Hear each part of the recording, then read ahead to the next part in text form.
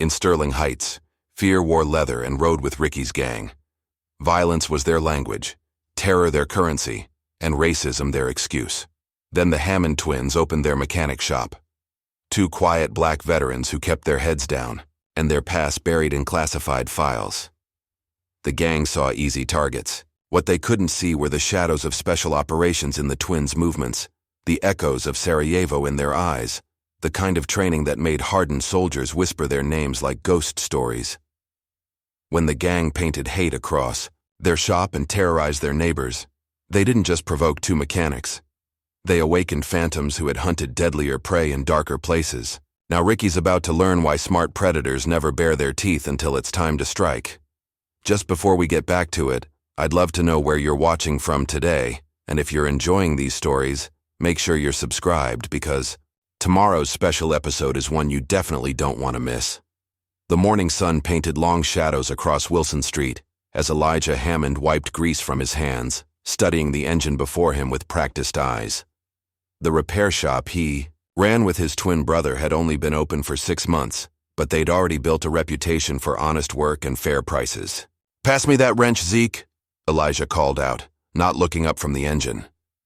His brother Ezekiel was working on paperwork at the front desk, but reached out instantly, catching a falling wrench that had been teetering on the edge of the workbench. In one fluid motion, he tossed it across the garage. Elijah's hand shot up, snatching it from the air without taking his eyes off the engine. "Show-offs," Sarah Miller laughed from where she sat waiting.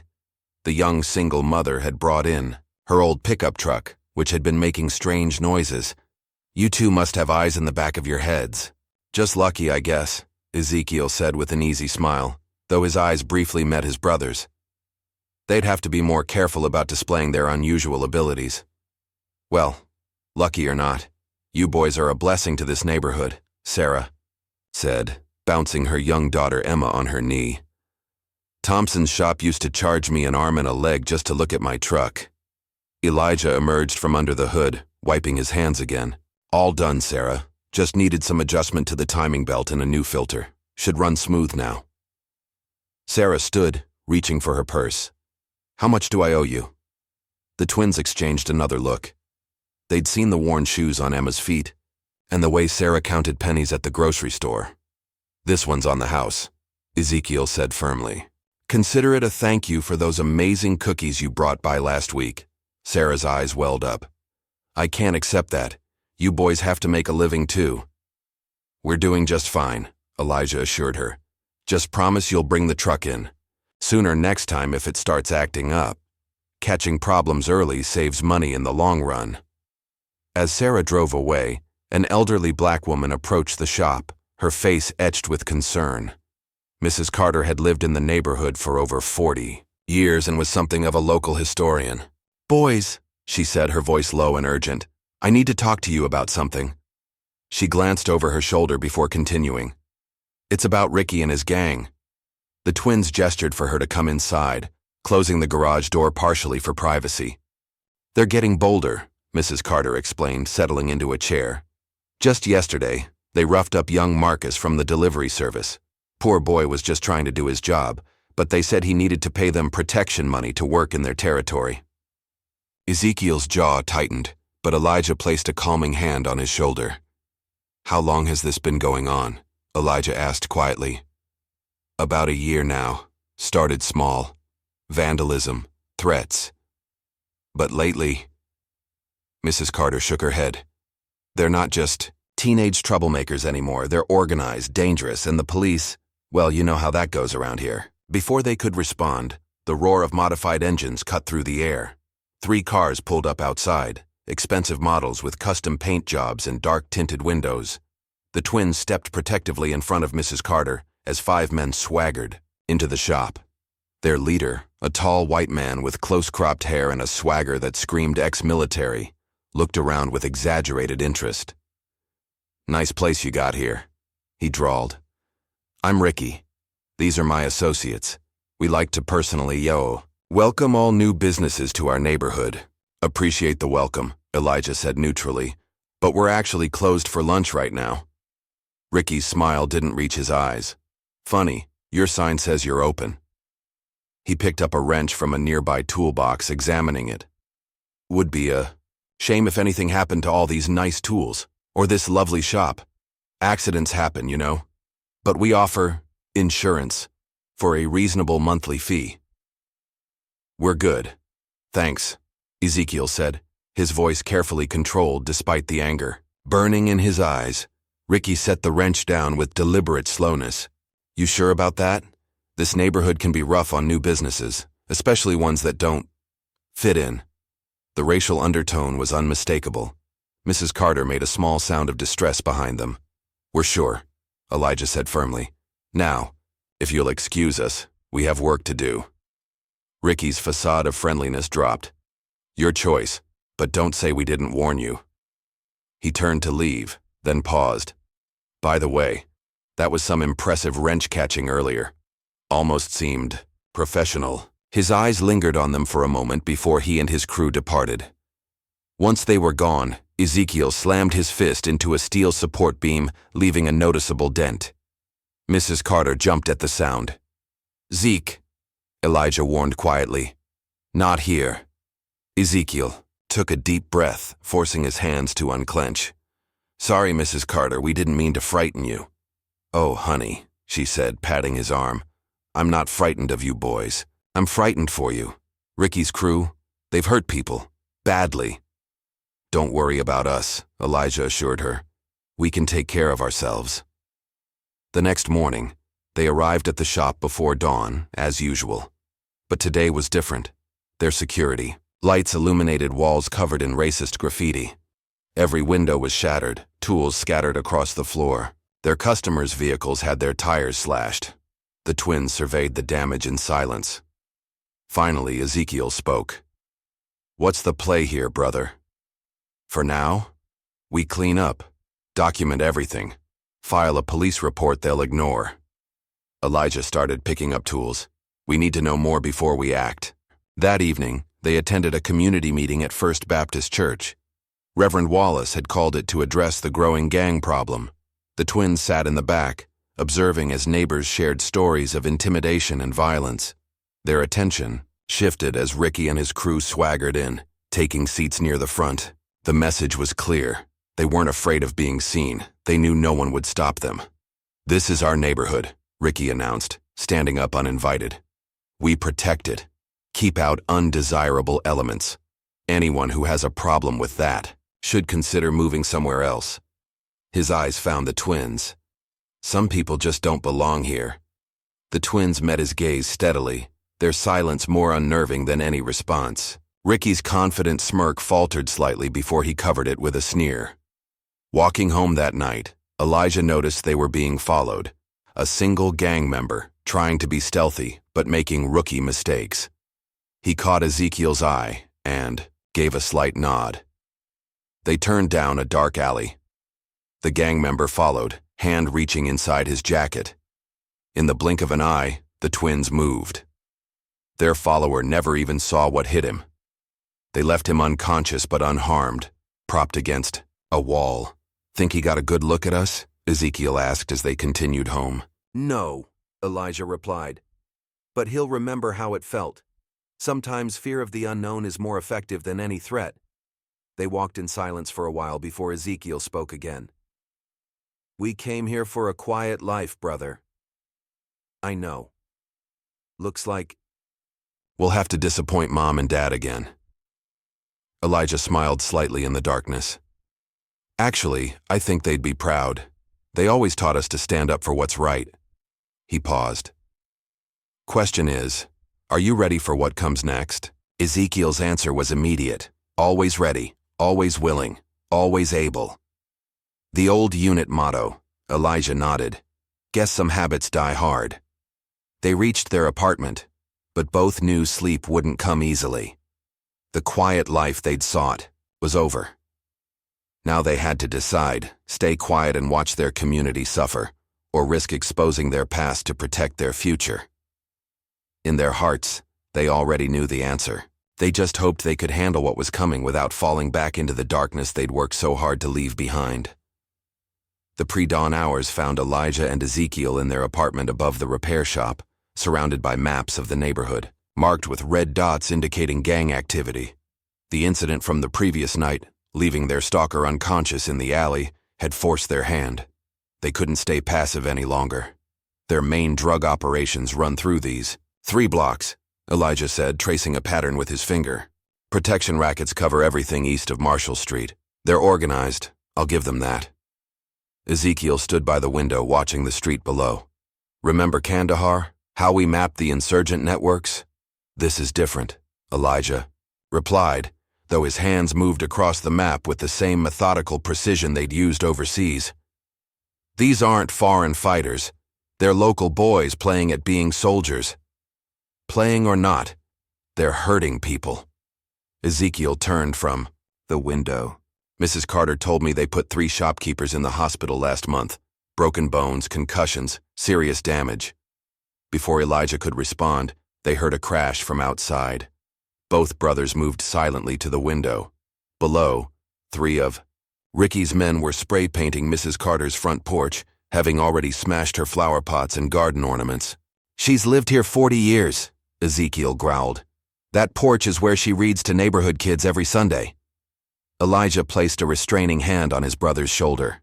We do this smart. No witnesses. They waited until the gang members left, then slipped out through the back door. Working in the darkness with practiced efficiency, they cleared away the broken pottery and replaced Mrs. Carter's destroyed flowers with new ones they'd bought the day before, anticipating something like this. Ezekiel's hands, so deadly in combat, moved with surprising gentleness as he replanted her beloved roses. Elijah handled the porch, using skills learned in countless covert operations to remove the graffiti without damaging the paint beneath. By the time the sun rose, every trace of vandalism had vanished. They were back in their apartment when Mrs. Carter discovered their handiwork. Her gasp of surprise carried through the morning air, followed by soft crying. Later that day, they found a note tucked under their door. The Lord sees everything. Thank you. Across town, Ricky paced in his office above the pool hall, his designated headquarters. Someone's been interfering, he snapped at his assembled lieutenants. The Carter woman's place should have been trashed, but it looks better than ever. Jackson's drug corner got raided last week. The Thompson kid we roughed up somehow got his hospital bills paid. Who's working against us? His men shifted uncomfortably. Finally, one spoke up. Could be those new mechanics. They've been helping folks out, fixing cars for free sometimes. The twins? Ricky's face darkened. There's something off about them. Too quiet, too controlled. He turned to his second-in-command, Derek. Find out everything you can. School records, work history, whatever you can dig up. Later that afternoon, the twins were working in their shop when James Langston walked in. The barbershop owner's usually immaculate appearance was disheveled, his eyes red from lack of sleep. My nephew Marcus, he said without preamble. He's missing. 3 days now. Last time anybody saw him, he was running from Ricky's boys. The twins exchanged a look. Marcus was 17, a good kid who'd recently started college classes at the community center. They tried recruiting him last month, James continued. He said no. Then they started following him, threatening him. Please, I know you two are different. I've seen how you move, how you watch everything. Military trained, right? Special forces, maybe? Mr. Langston, Elijah began carefully, but James cut him off. I'm not asking for your life story. Just help, please. Marcus is all I have left after my sister passed. Ezekiel stood, wiping his hands. We'll look into it, but we do this our way. No questions asked. James nodded frantically. Anything you need, just bring him home. That night, the twins began their investigation, moving through the neighborhood like ghosts. They located 3 known gang hangouts, observing patrol patterns and guard rotations. Everything about Ricky's operation screamed military background, organized shifts, counter-surveillance measures, coded communications through burner phones. He's ex-military, all right, Elijah muttered as they watched a guard change.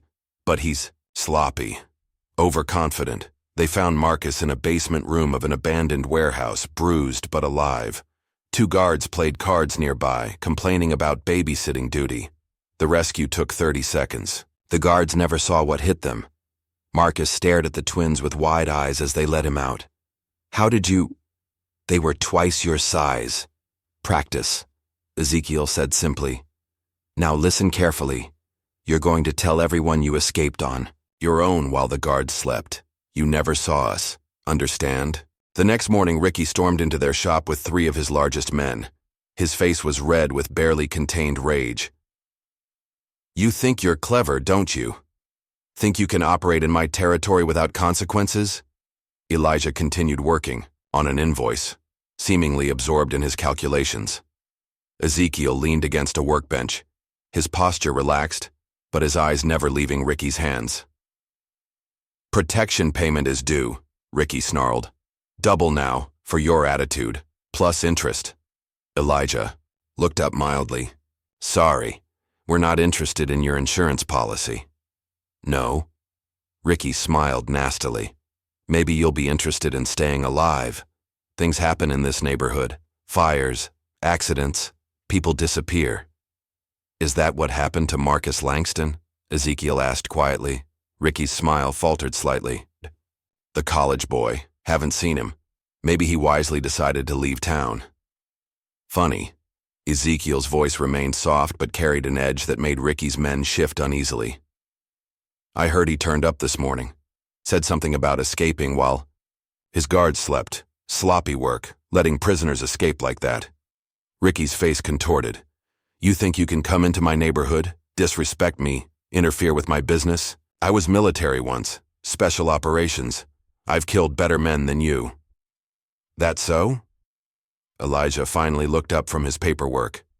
Funny thing about special operations, real operators don't brag about it. Ricky's hand twitched toward his waistband, but Ezekiel was suddenly between him and Elijah, moving faster than seemed possible. Careful, Ezekiel said softly. Wouldn't want any accidents. Something in his eyes made Ricky step back. This isn't over, he spat, but his voice had lost some of its conviction. After they left, Ezekiel's fist clenched. He's going to retaliate, hard. I know.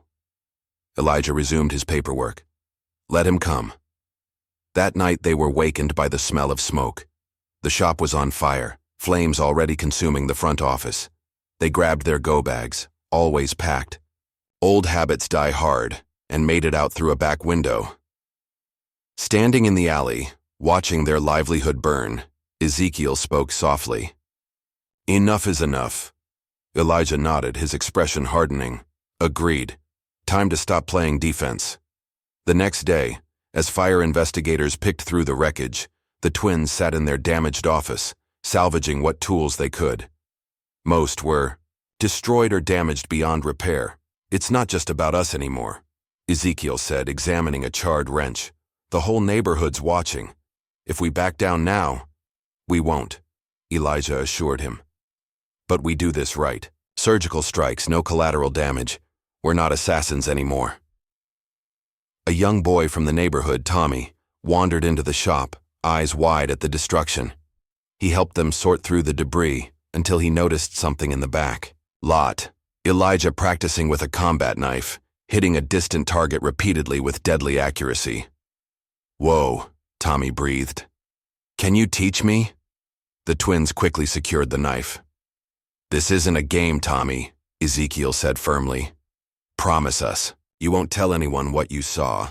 The boy nodded solemnly, but his eyes shone with admiration. You guys are like superheroes or something. Later that evening, they began teaching basic self-defense to a group of teenagers in the community center's gymnasium. Nothing fancy, just simple blocks, escapes, and how to fall safely. This is just for exercise, Elijah told the group. Nothing more. But they could see the hope in the kids' eyes, the way they stood a little straighter after each lesson. The twins exchanged a look, remembering their own training years ago, how it had transformed them from scared boys into confident warriors. We're changing things, Ezekiel observed as they walked home. Maybe not the way we planned, but... Yeah, Elijah agreed. Question is, are we changing them for the better? They rounded a corner to find Mrs. Carter waiting on their doorstep with a covered dish. Dinner, she announced. "And don't you dare refuse. You boys need your strength." Over her famous pot roast, she told them stories about the neighborhood's history, about previous struggles against those who would prey on the community. "Sometimes," she said meaningfully, "peace can only come after a storm." That night they refined their plans. Elijah's tactical mind mapped out gang territories and safe houses, while Ezekiel listed their assets and potential allies. They knew Ricky would be watching for obvious retaliation, expecting anger and violence. Instead, they would be subtle, patient. They hadn't survived countless military operations by being reckless. "Remember what Captain Rogers used to say?" Ezekiel asked as they finalized their strategy. "The best weapon is the one the enemy never sees coming," Elijah quoted with a slight smile. They worked late into the night, planning their counter-moves. Tomorrow they would begin pushing back, not as soldiers or vigilantes, but as members of a community standing up against tyranny. The burned shop around them was a reminder of what they faced, but as they looked at the maps and lists before them, they felt a familiar calm settling over them, the focus that came before a mission.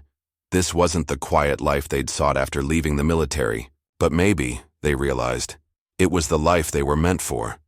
Not running from their past, but using it to protect those who couldn't protect themselves. As dawn approached, they prepared for what was to come. They were done being passive, done watching their community suffer. It was time to show Ricky and his gang that they'd picked the wrong neighborhood and the wrong twins to terrorize. The morning after the fire, Elijah sifted through the ashes of their office, searching for anything salvageable. His fingers brushed against something in the debris, a partially burned photograph. He carefully extracted it, his heart tightening as he recognized the image. Their parents on the front porch of their childhood home, their father in his police uniform, their mother in her Sunday best.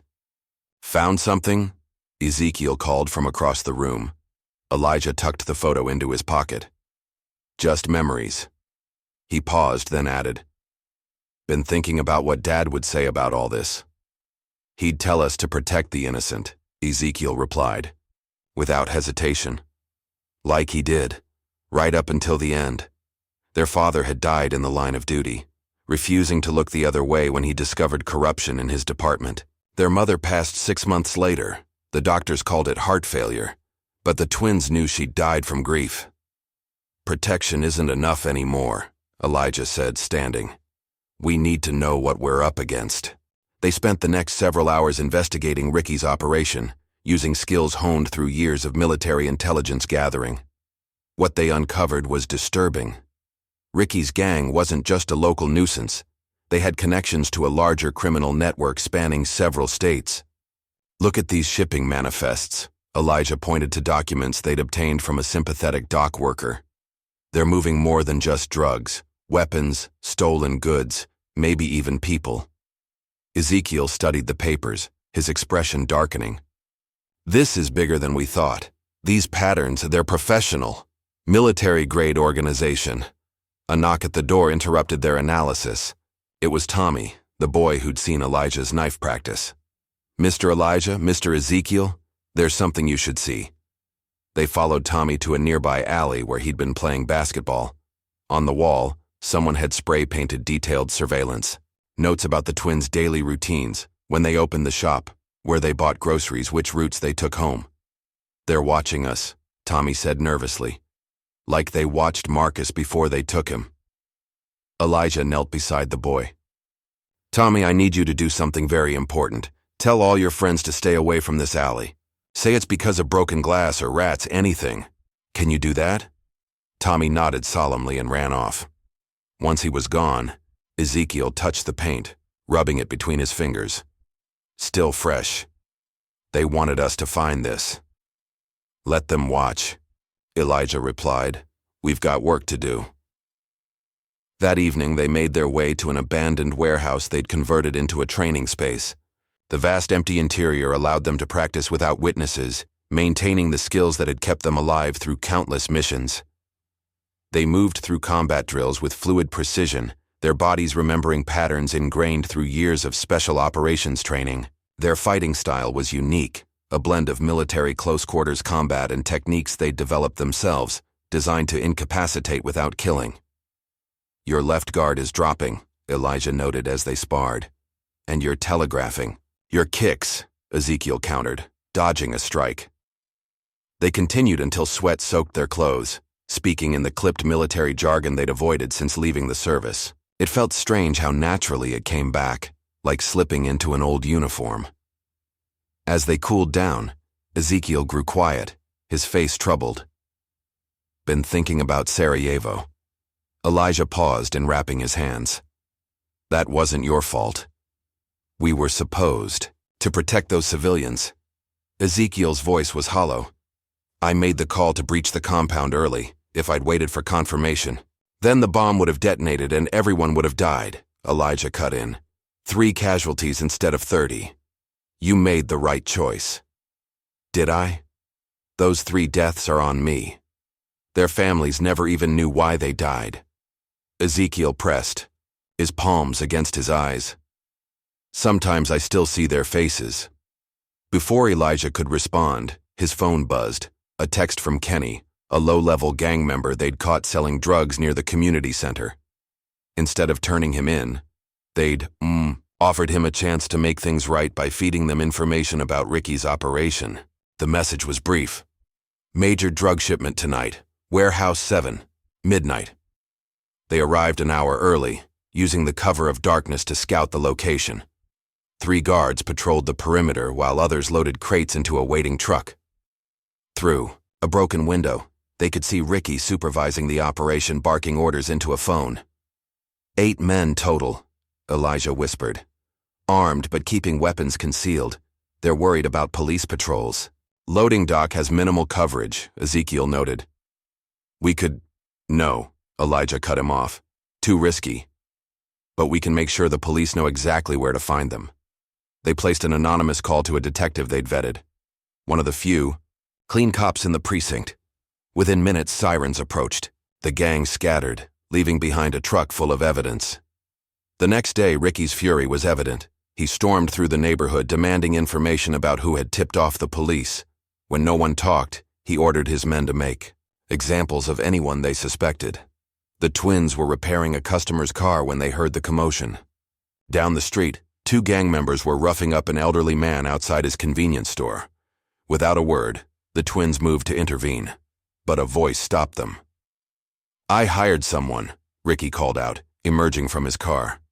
"A private investigator who specializes in military records. Very expensive but very thorough." He held up a folder. "Want to know what he found?" The twins exchanged glances but said nothing. "Most of it's classified, of course, heavy redactions. But there's enough." Ricky's smile was cold. "Special operations. Command. Multiple deployments. Citations for valor that are so secret the citations themselves are classified." He paused for effect. "And a particular incident in Sarajevo that led to your early retirement." Ezekiel's hands clenched, but Elijah's voice remained steady. "If you know all that, then you know what we're capable of." "Oh, I do," Ricky replied. "Which is why I brought insurance." He gestured, and more gang members emerged, taking positions around them. Each one held a phone, recording. "See? One wrong move, and these videos go viral. Your quiet little cover here? Gone. And every enemy you made overseas will know exactly where to find you." The twins remained still, calculating odds, evaluating angles. They could take down everyone present, but not without revealing their capabilities to the cameras. "Here's how this goes," Ricky continued. "You leave. Tonight. Or we start hurting people. And this time, we'll make sure everyone knows it's your fault." The elderly man whimpered as one of the gang members twisted his arm. Other residents watched from windows and doorways, their faces fearful. "We'll need time to pack," Elijah said. "Carefully. You have 1 hour," Ricky smirked. "I'd start now." Back in their apartment, Ezekiel paced like a caged tiger. "We can't leave. You saw what they did to Mr. Peterson just to make a point." "We're not leaving," Elijah replied, studying their neighborhood map.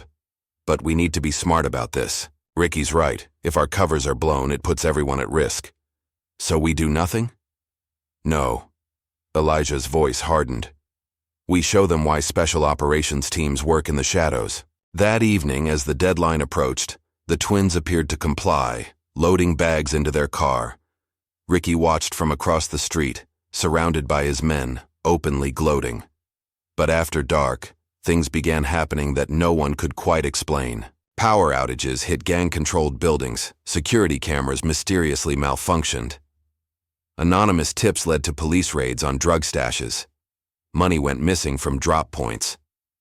Ricky's organization began to bleed money and resources, yet there was never any evidence linking it to the twins. They maintained their normal routines, fixing cars and teaching self-defense classes, always in plain sight when incidents occurred. The tension built until it finally broke one rainy night. The twins were closing up shop when Kenny burst in, bleeding from a head wound. "They know," he gasped. "Someone saw me sending messages. Ricky. He's crazy now. Says he's going to make an example of me." They got Kenny cleaned up and hidden in a safe location, but his warning proved prophetic. The next morning, they found a bloody wrench on their doorstep, wrapped in a note covered with racial slurs and threats. "They're getting desperate," Elijah observed. "Good," Ezekiel replied. "Desperate people make mistakes." They continued their campaign, targeting the gang's operations with surgical precision while maintaining perfect deniability. Each strike was carefully planned to appear random or accidental. A gas leak here, a structural failure there. Nothing that could be definitively linked to them. But the pressure was taking its toll on Ezekiel. The memories of Sarajevo haunted him more frequently now, manifesting in nightmares that left him drenched in sweat. The weight of their past decisions, the lives they'd taken and saved, pressed down on him. One night, after a particularly close call with gang surveillance, he confronted his brother. "What if we're making things worse? Every time we hit them, they lash out at the community. More people getting hurt because of our choices. Just like..." "This isn't Sarajevo," Elijah cut him off. "These aren't civilians caught in a war zone. These are our neighbors, fighting back against thugs who prey on the weak. We're not causing this violence, we're helping end it. Are we? Or are we just fooling ourselves?" Ezekiel ran a hand over his face. "Maybe we're not the heroes this time. Maybe we're the ones bringing war to a peaceful place." "Look at me." Elijah grabbed his brother's shoulders. "Remember what Captain Rogers told us after Sarajevo? The hardest choices are the ones that haunt us, but they're also the ones that matter most. We made a choice to help these people. Now we see it through." They were interrupted by a commotion outside. A group of teenagers was facing off against gang members near the community center. The twins rushed to intervene, arriving just as the confrontation turned violent. What happened next was over in seconds. When the gang members drew weapons, the twins moved with practiced efficiency, disarming and disabling them without leaving any serious injuries. The teenagers stared in awe, while the gang members retreated, nursing bruised bodies and wounded pride. "That's why we're here," Elijah said later as they watched the sun rise over their neighborhood. "Not for revenge, not for glory. For them. For all the people who can't fight back." Ezekiel nodded slowly. "I know. It's just... sometimes I wonder if we can do this without becoming what we used to be." "We're not assassins anymore," Elijah assured him. "We're protectors, and sometimes protection requires action." They spent the rest of the night planning their next moves, knowing that Ricky would retaliate for the public humiliation. But now they had something they'd lacked in their military days: a clear purpose, a community to defend, and the certainty that their cause was just. As dawn broke, they looked out over their neighborhood, their home. Whatever came next, they would face it together, as they had faced everything since that day in Sarajevo. Not as shadows in the night, but as guardians of their community. The war was escalating, but this time, they were fighting for something more than survival.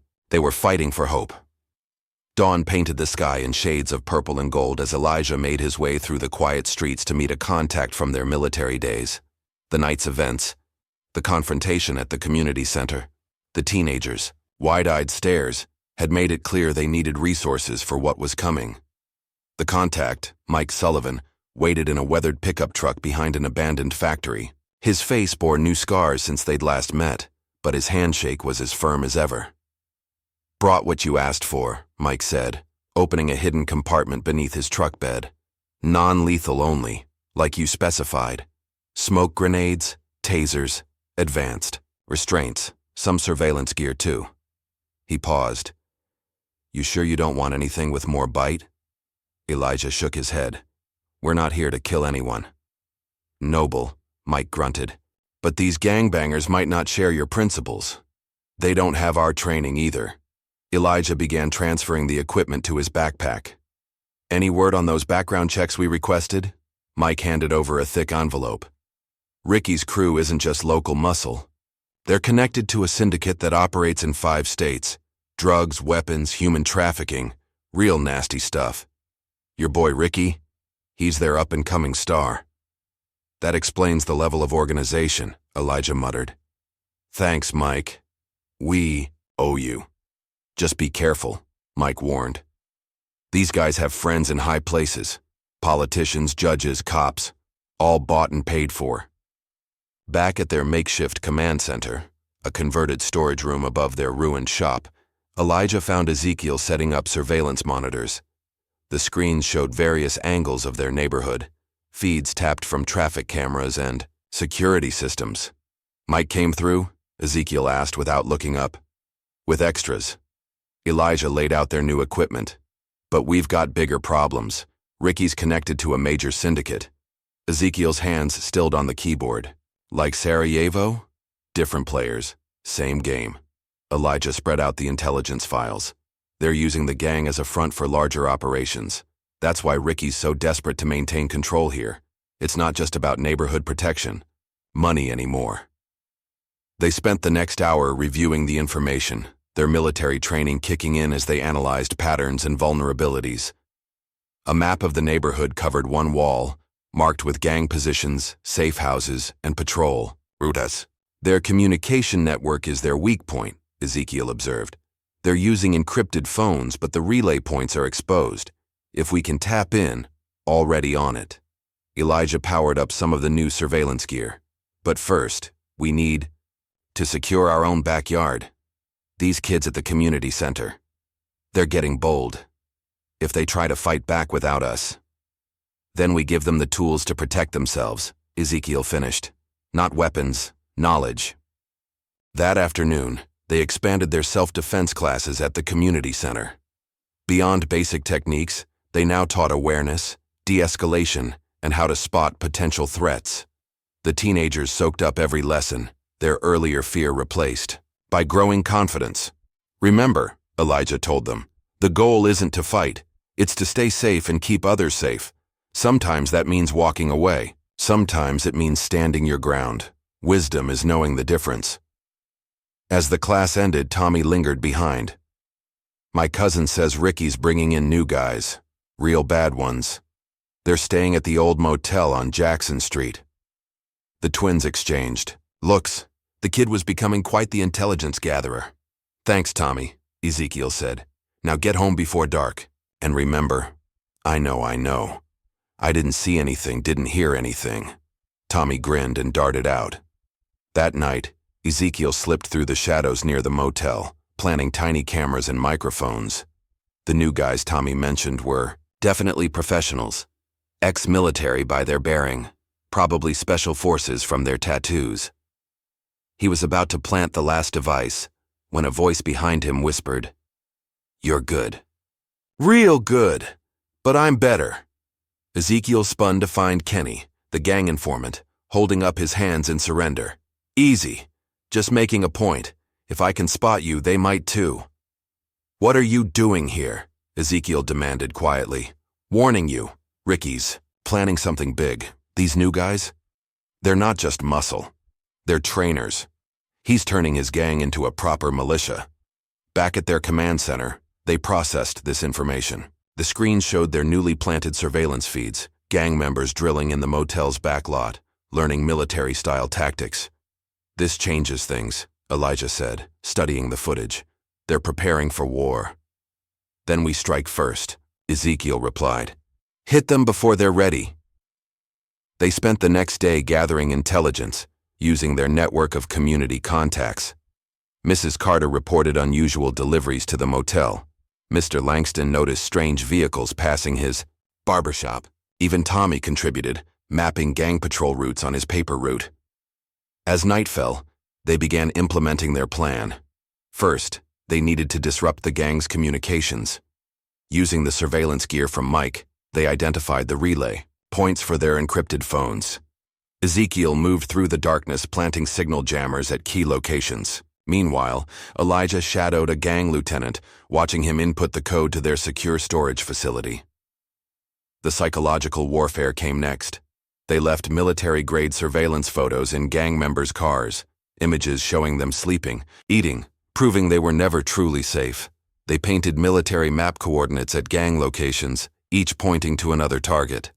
Make them paranoid, Elijah had said while planning. Paranoid people make mistakes. The strategy worked. Within days, gang members were jumping at shadows, turning on each other, suspecting informants everywhere. The new trainers tried maintaining discipline, but fear eroded their authority. One evening, as the twins monitored their surveillance feeds, they caught a major break. A gang lieutenant, spooked by their psychological tactics, made a phone call to his syndicate contact. The twins recorded every word. "Ricky's losing it," the lieutenant said. "These guys were fighting. They're ghosts, man. They're in our heads. We need more support." The response was clear. "Handle it, or we'll send someone to handle you." Ezekiel leaned back, thoughtful. "The syndicate's getting nervous. They don't like attention." "Then let's give them something to really worry about," Elijah replied. Their next strike targeted the gang's finances. Using information from Kenny and their own surveillance, they identified a major drug shipment coming in. But instead of intercepting it, they had another plan. Ezekiel infiltrated the storage facility, replacing the product with convincing fakes. When Ricky's buyers tested it, they'd find nothing but harmless powder. The twins watched through their cameras as the scene unfolded. The buyers were not pleased. The ensuing confrontation left 3 gang members in the hospital, and Ricky scrambling to explain the failure to his syndicate bosses, but their victory was short-lived. The next day, the community center, their base of operations for the self-defense classes, was attacked. Gang members broke in during broad daylight, smashing equipment and spray-painting threats on the walls. Worse, they injured several teenagers, who tried to stop them. Among them was Tommy, who'd stayed late to practice his defensive moves. At the hospital, the twins sat with Tommy's parents, guilt weighing heavy on their shoulders. "He kept talking about you two," Tommy's father said. "How you were teaching them to be strong, to stand up for what's right." He looked at them with tired eyes. "I know what you're trying to do. Just keep my boy safe." The incident hit Ezekiel particularly hard. That night, he visited the community center alone, staring at the destruction. "This is what happens when we fight back," he said when Elijah found him. "Innocent people get hurt, just like—" "Don't," Elijah cut him off. "This isn't Sarajevo. We're not getting people killed. We're teaching them to survive. Are we? Or are we just giving them false hope?" Ezekiel gestured at the vandalized walls. "We can't be everywhere. We can't protect everyone." "No," Elijah agreed, "but we can give them the tools to protect themselves. That's what these classes were about. Not just fighting, community, unity, strength in numbers." They spent the rest of the night planning their next moves. The gang's attack on the community center had crossed a line. It was time to escalate. "We need to hit them where it really hurts," Elijah said, studying their intelligence files. "The syndicate cares about one thing: money. We disrupt their cash flow, they'll turn on Ricky themselves." Using Kenny's inside information and their surveillance network, they mapped out the gang's entire financial structure. Protection money, drug sales, weapons deals, everything flowed through specific channels. Over the next few days, they systematically attacked these channels. Signal jammers disrupted payments. Anonymous tips led to police raids on counting houses. Key records disappeared from gang offices, but their masterstroke came from an unexpected source. Mrs. Carter, it turned out, had been quietly documenting gang activities for months.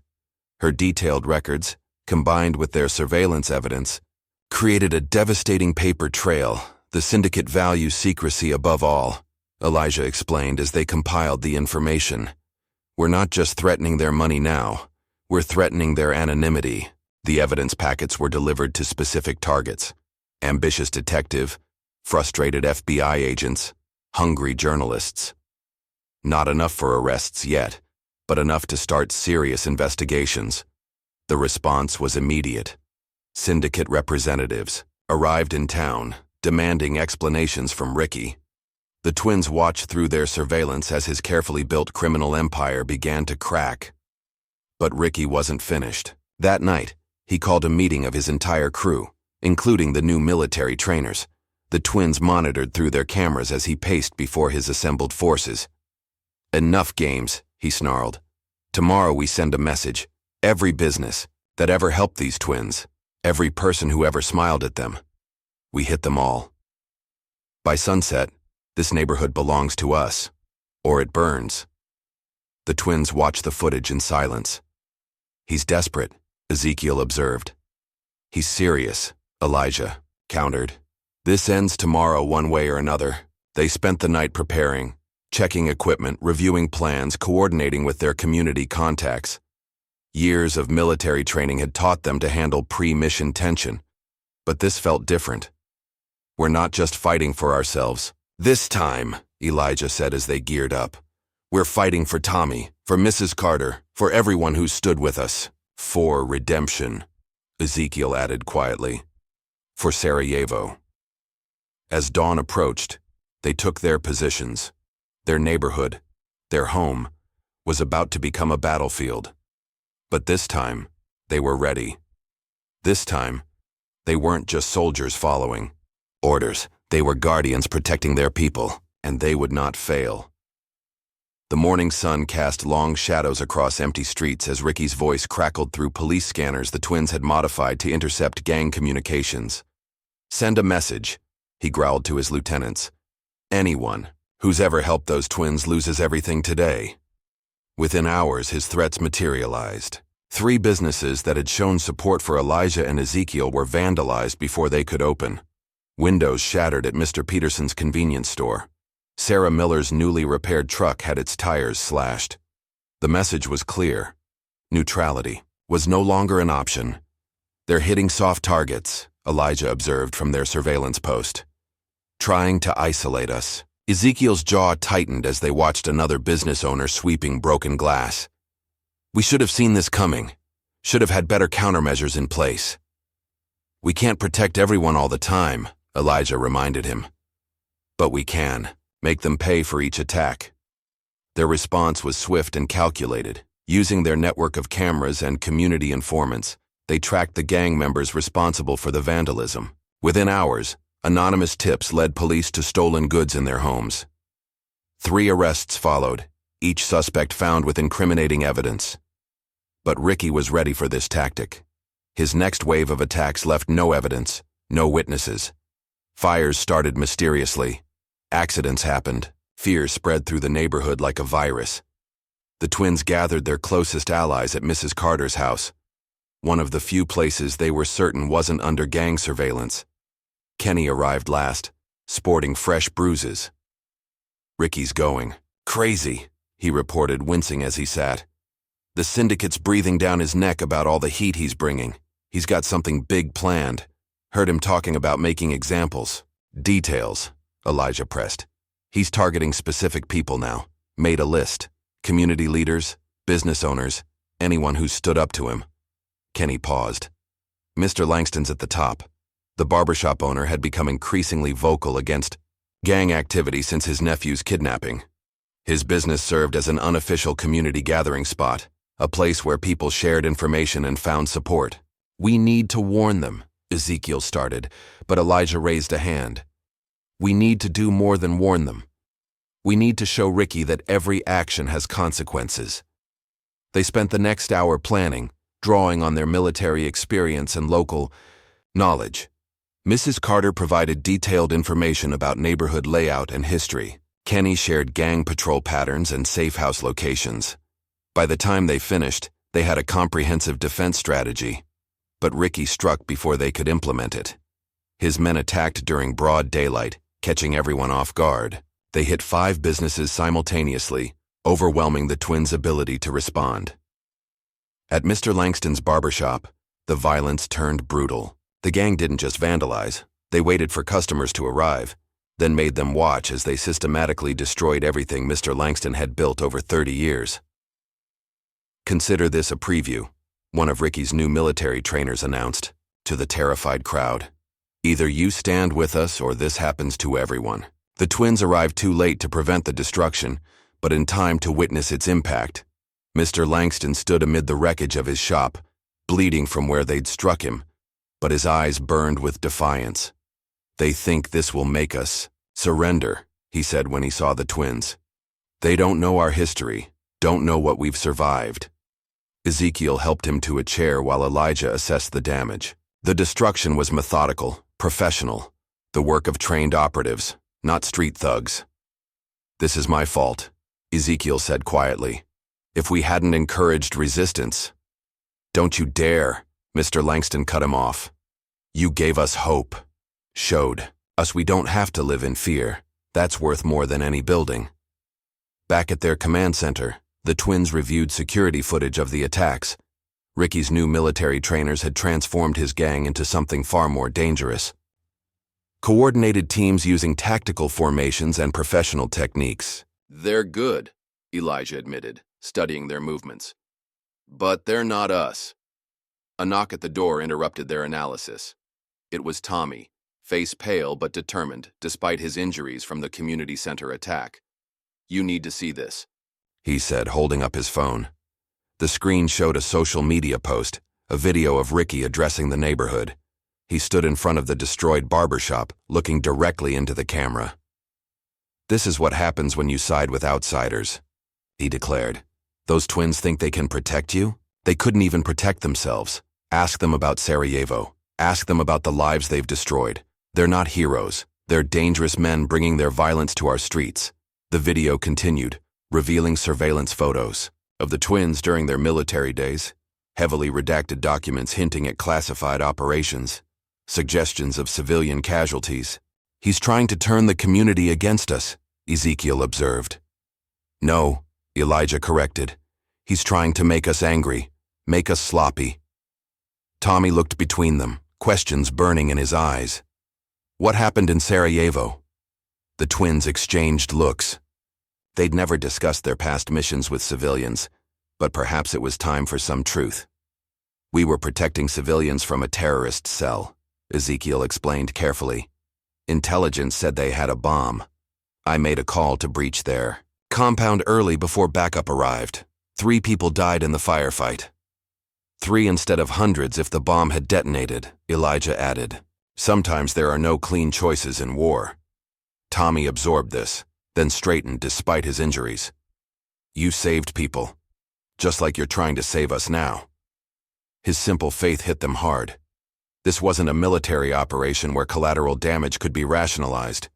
These were their neighbors, their friends. The next morning, Mrs. Carter visited the twins, bringing more than just her usual breakfast casserole. She carried a small box of photos and newspaper clippings.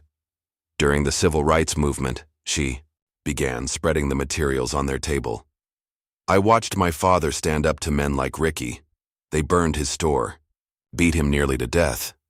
But he never stopped fighting for what was right." She showed them a photo of a young black man standing proudly in front of a small grocery store, despite visible injuries and bandages. "That's what real strength looks like," she continued. "Not violence, not fear. The courage to stand up again and again, no matter how many times they knock you down." Her words struck home, especially with Ezekiel. He'd been carrying the weight of Sarajevo for so long, seeing every confrontation through that lens of guilt and regret. But this was different. They weren't following orders here, weren't making split-second decisions in the fog of war. They were making a conscious choice to protect their community. That afternoon, they called a meeting at the church. Despite Ricky's threats, people came. First a few, then dozens. Mr. Langston arrived last, his injuries bandaged but his spirit unbroken. "Ricky thinks he can break us by destroying our businesses, our buildings," Elijah addressed the crowd. "But a community isn't buildings, it's people. It's the courage to stand together against those who would rule through fear." "We're not asking you to fight," Ezekiel added. "We're asking you to stand firm, to support each other, to show them that their violence only makes us stronger." The response was immediate. People began sharing resources, offering shelter to those who'd been attacked, helping rebuild damaged businesses. The neighborhood came alive with a spirit of resistance that no amount of vandalism could break. Ricky's reaction was predictable. That night, his men attacked again, targeting those who'd attended the meeting. But this time, the community was ready. Security cameras caught everything. Witnesses came forward with testimonies. Documentation of every crime was meticulously collected and distributed to law enforcement and media outlets. The twins' military training had taught them that sometimes the best weapon wasn't a gun or a bomb. It was information. Every act of violence now came with a price tag of exposure and evidence, but their success had a dark side. Kenny arrived at their door late one night, barely conscious. They found him in the alley behind their shop, beaten so badly he could barely speak. "Ricky knows," he managed to whisper before passing out. "Knows. I've been helping you." They got him to a hospital, but the message was clear. Ricky was escalating, moving beyond property damage to potentially lethal violence. The twins spent that night in their command center, reviewing their options. The surveillance screens showed increased gang activity, more weapons being distributed, more military trainers arriving. "We need to end this," Ezekiel said finally, "before someone dies." "Agreed," Elijah nodded. "But we do it smart. We do it right." They began planning their counteroffensive, drawing on everything they'd learned about Ricky's operation. The gang's new military precision was both a strength and a weakness. It made them more dangerous, but also more predictable to those who understood tactical operations. The next day, they put their plan into motion. First, they leaked information about internal gang disputes to Ricky's syndicate contacts, suggesting his leadership was compromised. Then, they began targeting his military trainers, using their own tactics against them. Psychological warfare came next. The trainers found their secure locations compromised, their movements anticipated, their communications intercepted. The twins' special operations training proved superior to their conventional military background. But Ricky had one more card to play. He called another community meeting, not at the church this time, but at the community center they'd worked so hard to protect. "Your defenders aren't what they seem," he announced to the gathered crowd, projecting military documents on the wall. "They're not heroes. They're killers. Professional assassins who brought their war to our streets." The twins watched from the back as he continued, revealing carefully selected details about their military service, about Sarajevo, about other classified operations. But when he finished, something unexpected happened. Mrs. Carter stood up. "My father faced men like you," she said clearly. "Men who thought violence and fear could break a community. They failed then. You'll fail now." Others stood with her. Mr. Langston, his bandages still fresh. Tommy's parents. Sarah Miller. One by one, the community rejected Ricky's attempt to turn them against the twins. "You're right about one thing," Mr. Langston addressed Ricky. "They are trained soldiers. And thank God they're on our side." Ricky's face contorted with rage. "You want soldiers? I'll show you soldiers. By tomorrow night, you'll all wish you'd listened." He stormed out, leaving behind a palpable sense of dread. The twins knew that look. It was the look of a man with nothing left to lose.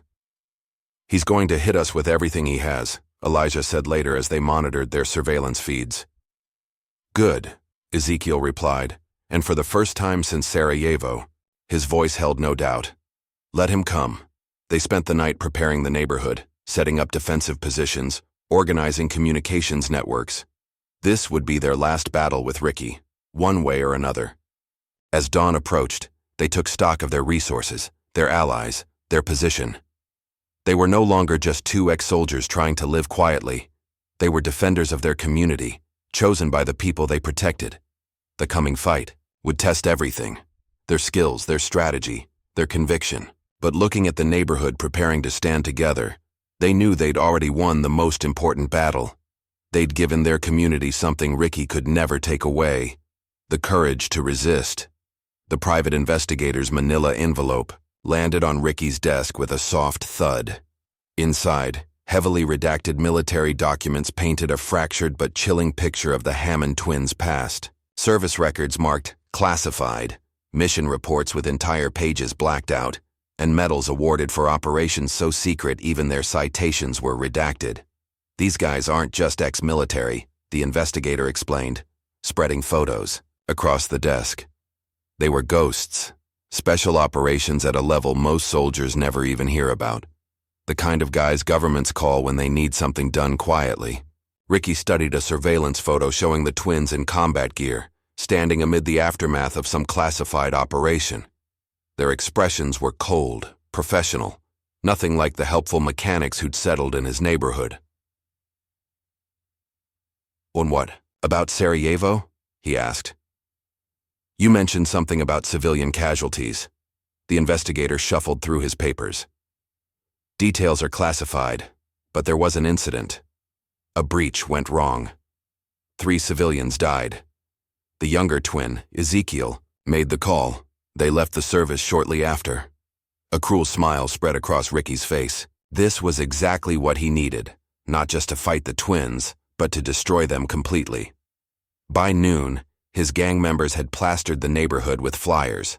Each one showed manipulated photos of the twins in combat situations, paired with suggestive headlines about civilian casualties and covert killings. The words "killers among us" screamed from every lamppost and storefront. The community's reaction was immediate, but not what Ricky expected. Instead of universal fear, he found division. Some residents began avoiding the twins, crossing the street when they approached. Others defended them more fiercely than ever. At the local diner, heated arguments broke out over coffee and pie. "They're trained killers," one resident insisted. "They brought their war to our streets." "They're protecting us," another shot back. "Where were you when Ricky's thugs were breaking into homes? When they were beating up kids?" The twins monitored these developments from their command center, watching opinions split through their surveillance network. "He's trying to turn them against us," Ezekiel observed, his voice tight with concern. "No," Elijah corrected, studying the feeds. "He's trying to divide them, make them fight each other instead of him." A knock at their door interrupted their discussion. It was Sarah Miller, the single mother they'd helped with her truck. Her expression was troubled. "People are talking," she said without preamble. "They're saying that in the military you killed people?"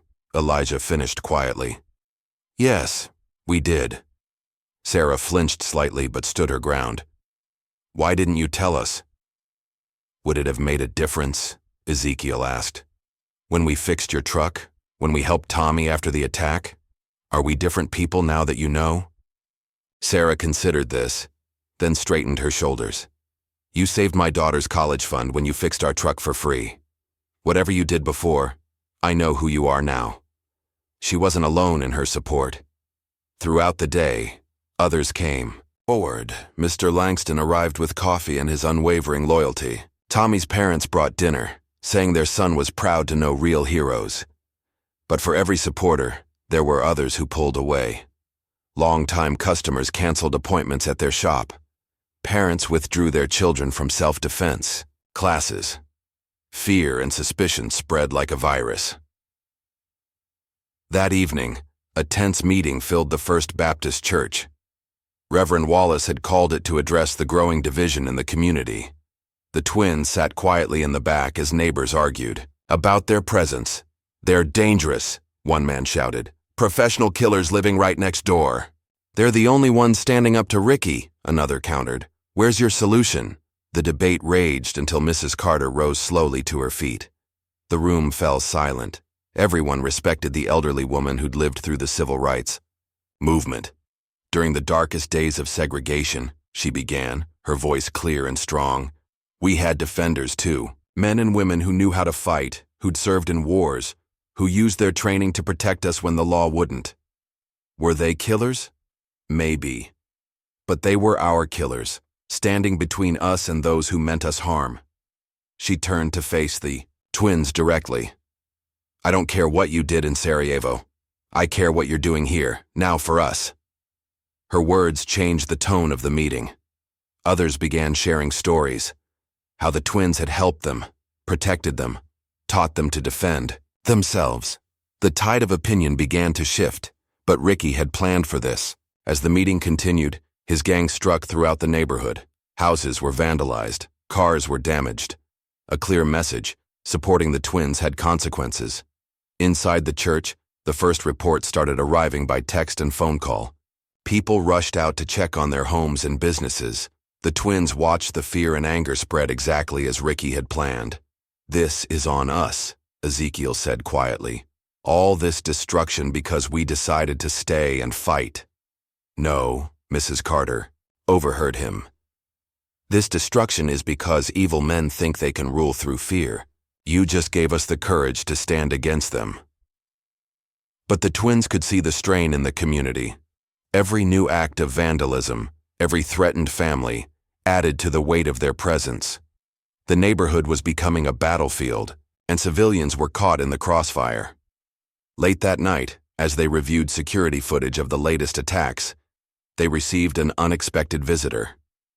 Kenny, still recovering from his beating, arrived with crucial intelligence. Ricky's gang is fracturing, he reported.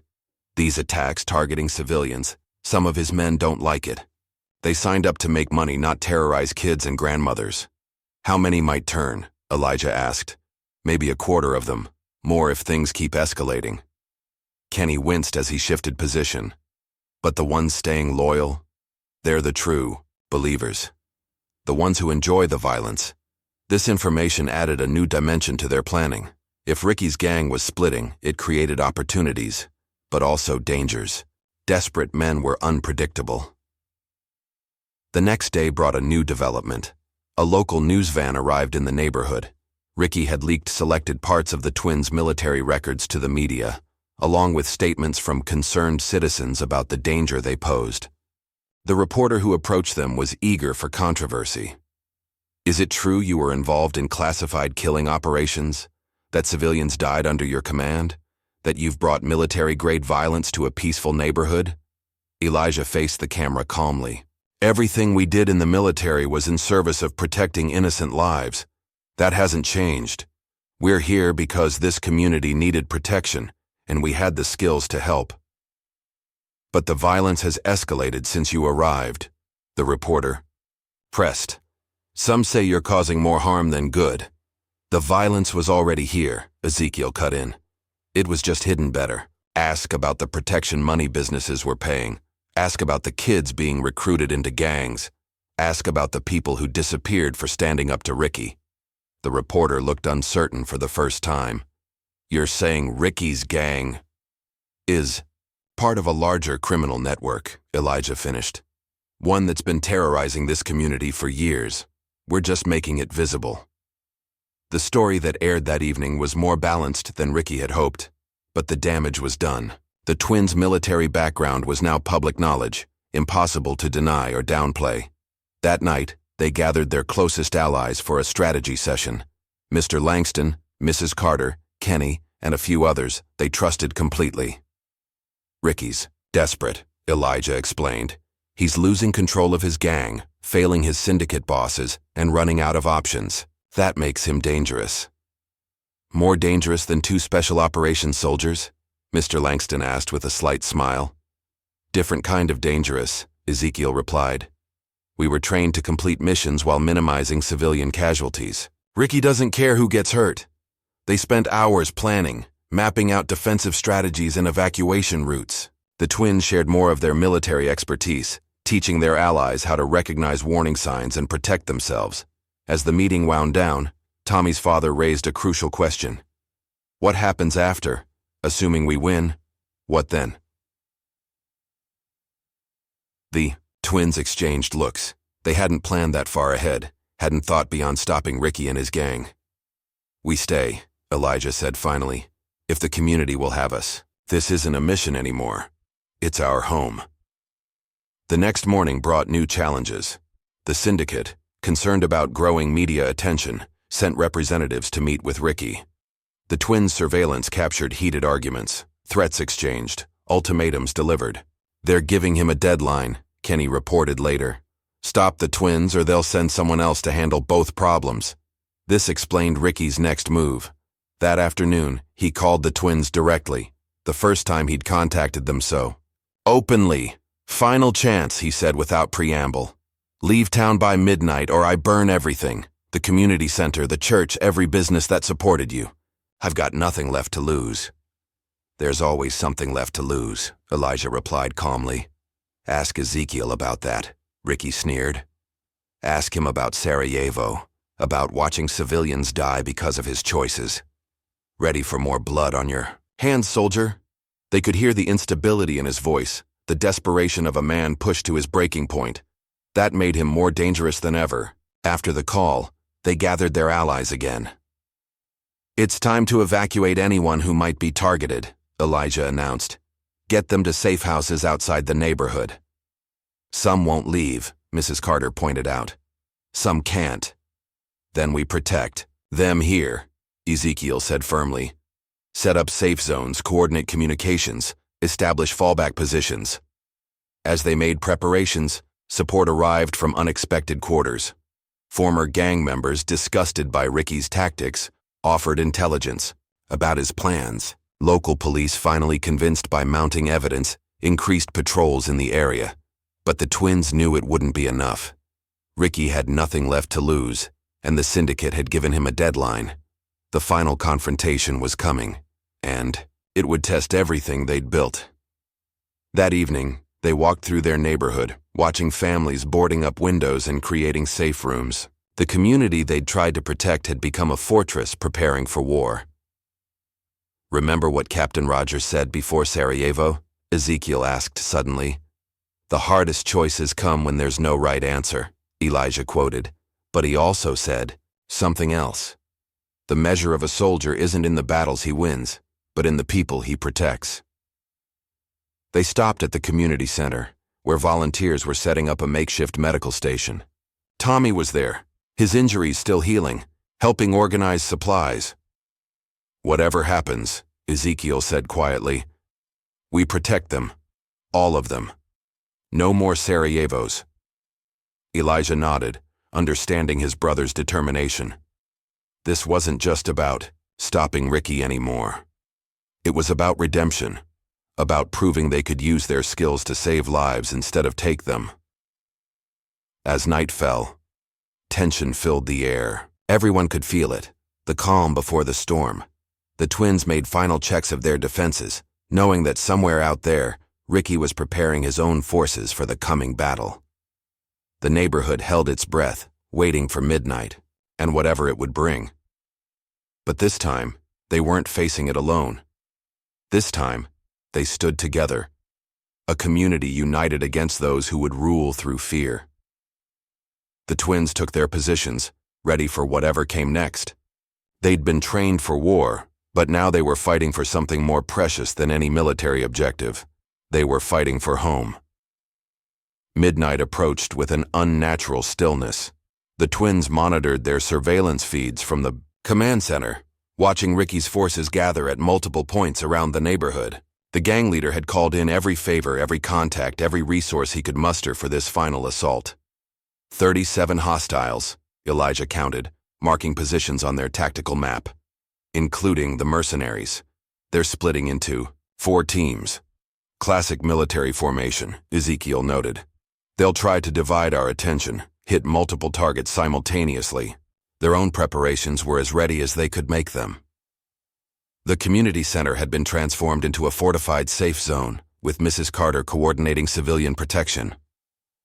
Mr. Langston and other volunteers manned communication stations, ready to alert residents of approaching threats. Kenny, still nursing his injuries, monitored police frequencies. Squad cars are being diverted to calls on the other side of town, he reported. Someone's making sure we don't get official help. A soft knock interrupted them. Tommy stood in the doorway, face pale but determined. First team is moving. They're carrying gas cans and explosives. The twins exchanged glances. They'd expected Ricky to make good on his threat to burn the neighborhood, but the speed of the attack caught them off guard. Remember your training, Elijah told Tommy. Get to your assigned shelter. No heroics. Yet the boy left. Ezekiel checked their equipment one final time. Non-lethal weapons, smoke grenades, tactical gear, everything carefully chosen to incapacitate without killing. We stick to the plan, he said firmly. No matter what happens.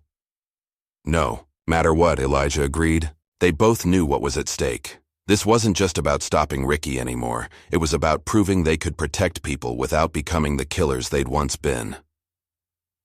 The first attack came at 12:01 a.m. Gang members struck the church, smashing windows and dousing the entrance with gasoline. But before they could light it, smoke grenades rolled from the shadows. The twins moved with practiced efficiency, neutralizing the threat without seriously injuring anyone. Target secured, Elijah reported over their tactical radio. Team 1 is down. But it was just the beginning. Across the neighborhood, multiple fires erupted as Ricky's other teams struck simultaneously. The twins had anticipated this, positioning community volunteers with fire extinguishers at key locations. What Ricky saw as soft targets had been transformed into hardened positions.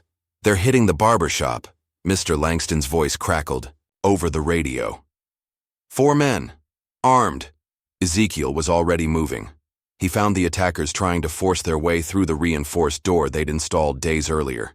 The fight was brief and decisive. His military training showed in every movement, as he disarmed and disabled the gang members with precise strikes. One attacker, a younger gang member, stared at Ezekiel with wide eyes. "You're not even trying to kill us," he said, almost accusingly. "That's the difference between us and Ricky," Ezekiel replied before securing him with zip ties. Across the neighborhood, similar scenes played out. The twins had spent days preparing the battlefield, setting up choke points and ambush positions. Now those preparations paid off as Ricky's forces found themselves channeled into carefully planned killing zones. Except these zones were designed to capture, not kill, but Ricky had surprises of his own. His mercenaries were better trained than regular gang members, using professional tactics that tested the twins' skills to their limits. One team breached the community center's perimeter, forcing Elijah into close-quarters combat. "They're inside." Mrs. Carter's voice was steady despite the danger. Lower level, near the gymnasium. Elijah moved through familiar corridors, his footsteps silent despite his speed. He found 3 mercenaries threatening evacuees who'd taken shelter in the gym. The fight that followed was a masterclass in close-quarters combat. Swift, efficient, and precise. "You're the ones from Sarajevo," one mercenary gasped as Elijah secured him. "We heard about you. They said you were ghosts." "We still are," Elijah replied, before moving to check on the civilians. Outside, the battle continued to escalate. Ricky's men, frustrated by their lack of success, began using more desperate tactics. Molotov cocktails arced through the air. Car alarms blared as vehicles were rammed into buildings. The sounds of breaking glass and screaming filled the night. The twins coordinated their response through their tactical network, directing community defenders to priority targets while they handled the most dangerous threats.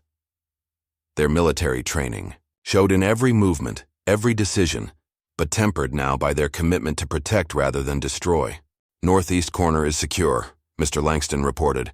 5 hostiles contained. "South side clear," Kenny added. "They're falling back from the church." But victory had its price. Despite their preparations, some defenders were injured.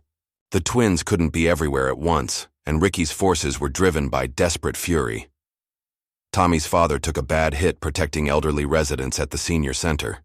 Sarah Miller's car was firebombed when she used it to block gang members from reaching a shelter. The community's courage was being paid for in blood and pain. "Where's Ricky?" Ezekiel demanded as they regrouped briefly.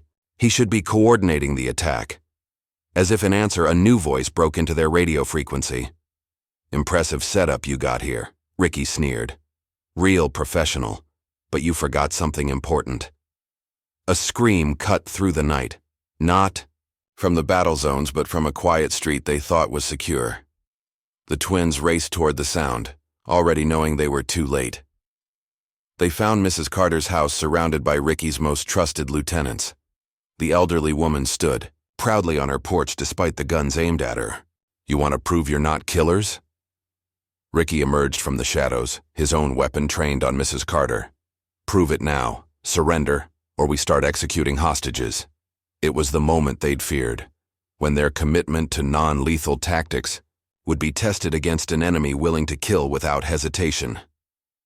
"You're not walking away from this," Elijah said calmly, his hands raised, but his eyes scanning for opportunities. "Already did," Ricky grinned. "Got half my men clear while you were playing catch and release with the others. Syndicate's got a plane waiting. But first, you two need to learn what happens when you interfere in my business." Mrs. Carter's voice cut through the tension. "Your business? This is our neighborhood, boy. These are our streets. Your kind of evil doesn't last here." Her defiance caught Ricky off guard for just a moment, but a moment was all the twins needed. They moved like shadows, years of special operations training condensed into seconds of precise action. Ezekiel went low, sweeping armed men off their feet while Elijah went high, disarming others before they could react. The twins fought with perfect coordination, covering each other's movements, anticipating each other's needs. But Ricky had trained for this moment too. He managed to grab Mrs. Carter, using her as a shield while backing away. "Stay back," he shouted. "I'll kill her. I swear I'll do it." The twins froze, weapons ready, but unwilling to risk Mrs. Carter's life. This was the kind of situation that had haunted them since Sarajevo. Civilians caught between trained killers, lives hanging on split-second decisions. Then Mrs. Carter did something unexpected. She smiled. "You boys forget," she said calmly. "I lived through the civil rights movement." Her elbow shot backward with surprising force, catching Ricky in a very sensitive area. As he doubled over, she slipped from his grasp. The twins didn't waste the opportunity. They closed the distance before Ricky could recover, disarming him, with practiced efficiency. His remaining lieutenants, seeing their leader captured, surrendered without further resistance. As police sirens finally approached, the twins secured the scene. The battle had lasted less than an hour, but its impact would be felt for years to come. Dawn found them helping with cleanup efforts, treating minor injuries, and coordinating with authorities. The neighborhood had suffered damage, but the community's spirit was stronger than ever. "You did good," Mrs. Carter told them as paramedics checked her over. "Your parents would be proud." "We almost lost you," Ezekiel said quietly. "Lose me?" "Child, I was never in danger." She patted his hand. "I knew you boys would protect me, just like I knew this community would stand together when it mattered." Throughout the morning, more details emerged. Many of Ricky's men had indeed escaped, but without their leader and with the syndicate's support withdrawn, they were no longer a unified threat. The police, faced with overwhelming evidence of criminal activity, had no choice but to take action. Ricky and his captured followers faced serious charges, their connection to the larger syndicate ensuring federal interest in the case. But the twins' attention was on their community. Buildings could be repaired, but the bonds forged in this crisis were more precious than any property. They found Tommy helping clean up debris outside the community center. The boy's face lit up when he saw them. "Is it really over?" he asked. "This part is," Elijah answered honestly. "But there's always more work to do." Throughout the day, residents emerged from shelters to assess damage and help with repairs. The scene could have been one of defeat: broken windows, scorched walls, debris-littered streets. Instead, it became one of triumph as neighbors helped. Neighbors sharing supplies and support. Mr. Langston reopened his barbershop despite the damage, setting up chairs on the sidewalk since the interior was still unusable. "A community needs its gathering places," he declared, offering free haircuts to anyone who'd helped in the defense. Sarah Miller organized a food distribution center in her garage, coordinating donations from local businesses and residents. Her daughter Emma helped serve coffee to cleanup volunteers, proudly telling anyone who would listen how her mom had stopped the bad guys with her car. Kenny, his injuries finally properly treated at a hospital, returned to help document everything, for insurance claims and police reports. His inside knowledge of gang operations proved invaluable for investigators. As evening approached, the twins took a moment to survey their neighborhood from the roof of their shop. The setting sun painted the sky in shades of purple and gold, much like the dawn that had started this journey months ago. "Think we made the right choice?" Ezekiel asked. "Staying? Fighting?" "Look around." Elijah gestured at the scene below. Neighbors sharing meals on front porches, children playing safely in the streets, the sounds of laughter and conversation replacing fear and silence. "We're not just soldiers anymore," he continued. "We're part of something bigger, something worth protecting." Ezekiel nodded, feeling the weight of Sarajevo lifting slightly from his shoulders. They had proven it was possible to use their skills for pure protection, to be warriors without being killers. As darkness fell, lights came on throughout the neighborhood, not just regular streetlights, but strings of decorative bulbs hung by residents in a spontaneous celebration of their victory. The darkness that had held them captive for so long was being pushed back by the simple power of community. The twins descended to join their neighbors, no longer haunted by their past, but embracing their future as guardians of this place they now called home. They had found something they never expected after leaving the military, not just peace, but purpose. The war was over, but their real work was just beginning. Morning light filtered through broken windows as Elijah and Ezekiel surveyed the damage to their shop. 3 days had passed since the final confrontation with Ricky's gang, and the neighborhood was slowly finding its rhythm again. The twins had spent those days helping others rebuild, putting their own repairs last. "Remember when we wanted a quiet life?" Ezekiel mused, sweeping glass shards into a pile. "Just fixing cars and keeping our heads down?" "Seems like a lifetime ago," Elijah replied, examining a damaged workbench. "But I wouldn't change what we did." Their conversation paused as Sarah Miller's truck pulled up outside. She'd been organizing supply runs, using her vehicle to distribute building materials and tools throughout the neighborhood. Her daughter Emma jumped out first, carrying a box of donuts. "Mrs. Carter says you haven't eaten yet," Emma announced, setting the box down with authority that only a child could muster. "She says you can't rebuild on an empty stomach." Sarah followed with coffee and a stack of papers.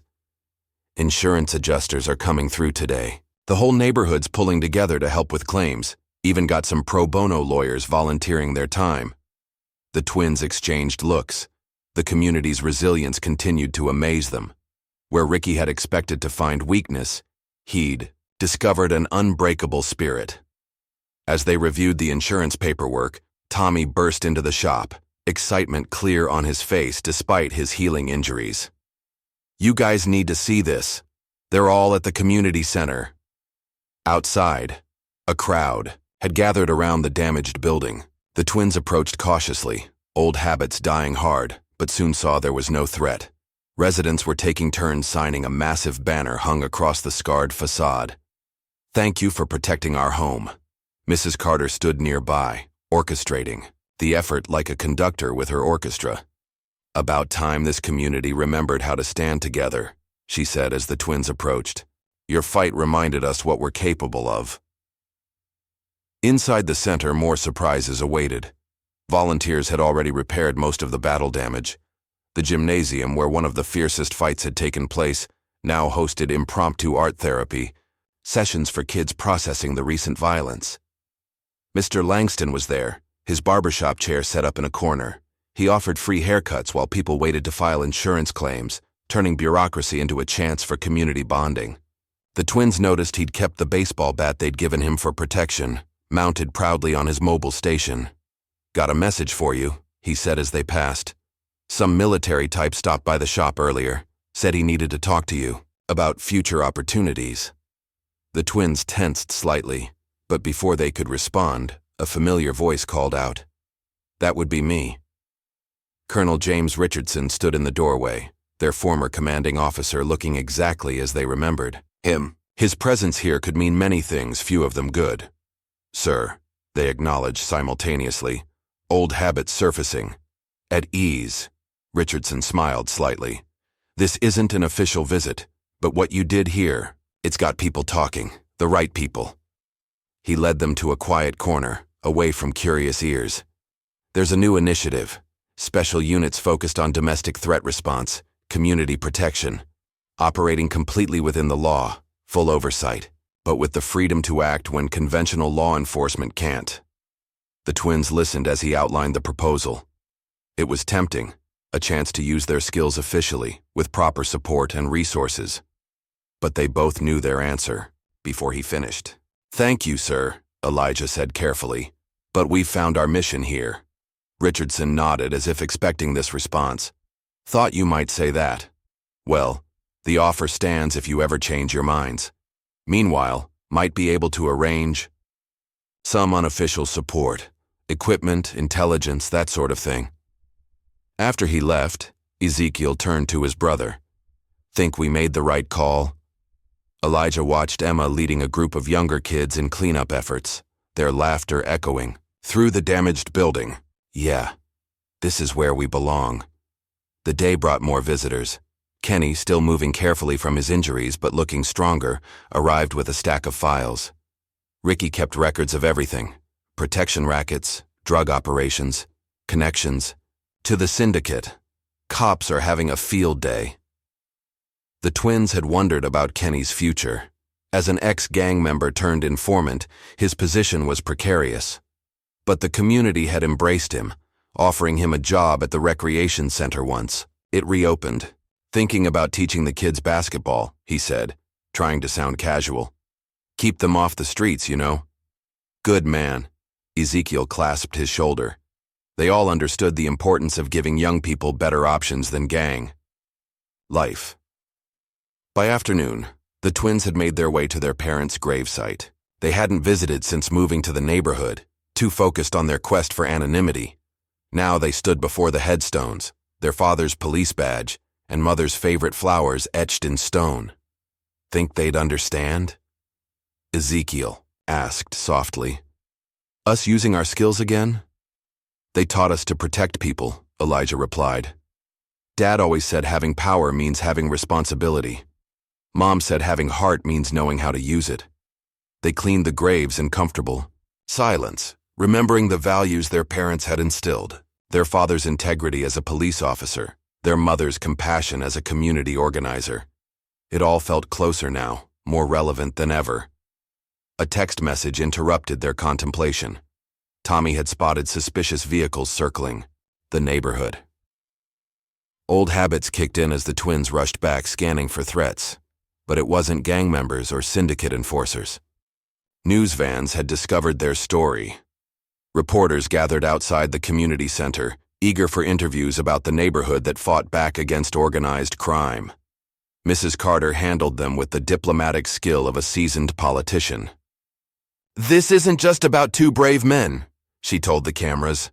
"It's about a community remembering its strength, about neighbors standing together against those who would rule through fear." The twins stayed in the background, letting others tell the story. Their mission had never been about glory or recognition, but they couldn't help feeling pride as their neighbors recounted tales of resistance and unity. That evening they joined a community dinner in the church basement. Tables groaned under the weight of potluck dishes as residents celebrated their victory and planned for the future. "We're setting up a proper neighborhood watch," Mr. Langston announced. "Training, communications, the works. Next time trouble comes, we'll be ready." "The community center needs volunteers for youth programs," Sarah Miller added. "Keep kids busy after school, give them somewhere safe to go." As plans were made and responsibilities distributed, the twins realized something profound. They hadn't just helped protect the neighborhood. They'd helped awaken its sense of self-reliance. Later, under the stars, they walked their nightly patrol route out of habit. The streets felt different now. Not just safer, but more alive. Lights burned in windows that had once been dark. People sat on porches that had been empty. Music and laughter drifted on the night air. "Remember what Captain Rogers used to say about victory?" Ezekiel asked. "The real test isn't winning the battle," Elijah quoted. "It's building the peace that follows." They stopped at their shop, now cleaned, and partially repaired thanks to community help. The racist graffiti that had once marked their walls was covered by children's drawings. bright, hopeful artwork depicting a neighborhood united. Inside, they found Tommy waiting with his father. The boy had become their unofficial messenger, keeping them informed of neighborhood happenings. "Got something to show you," Tommy said, pulling out his phone. He'd created a simple app for coordinating neighborhood watch activities. Figured we could use something better than group texts. The twins examined the app, impressed by the boy's initiative. It was another sign of how the community was evolving, adapting, growing stronger. "Good work," Elijah praised. "But remember." I know, Tommy grinned. "Security first. No sensitive information. Keep it simple." His father watched proudly. "He wants to study computer science now. Says if you two could use your skills to protect people, he can too." The next morning brought more signs of renewal. Construction crews arrived to repair the community center, funded by anonymous donations that the twins suspected came from Colonel Richardson's unofficial support. Mrs. Carter supervised the work with her usual authority, ensuring every repair met her exacting standards. "We're not just fixing buildings," she declared. "We're building something new, something stronger." The twins spent the day helping with repairs. Their military precision now turned to reconstruction.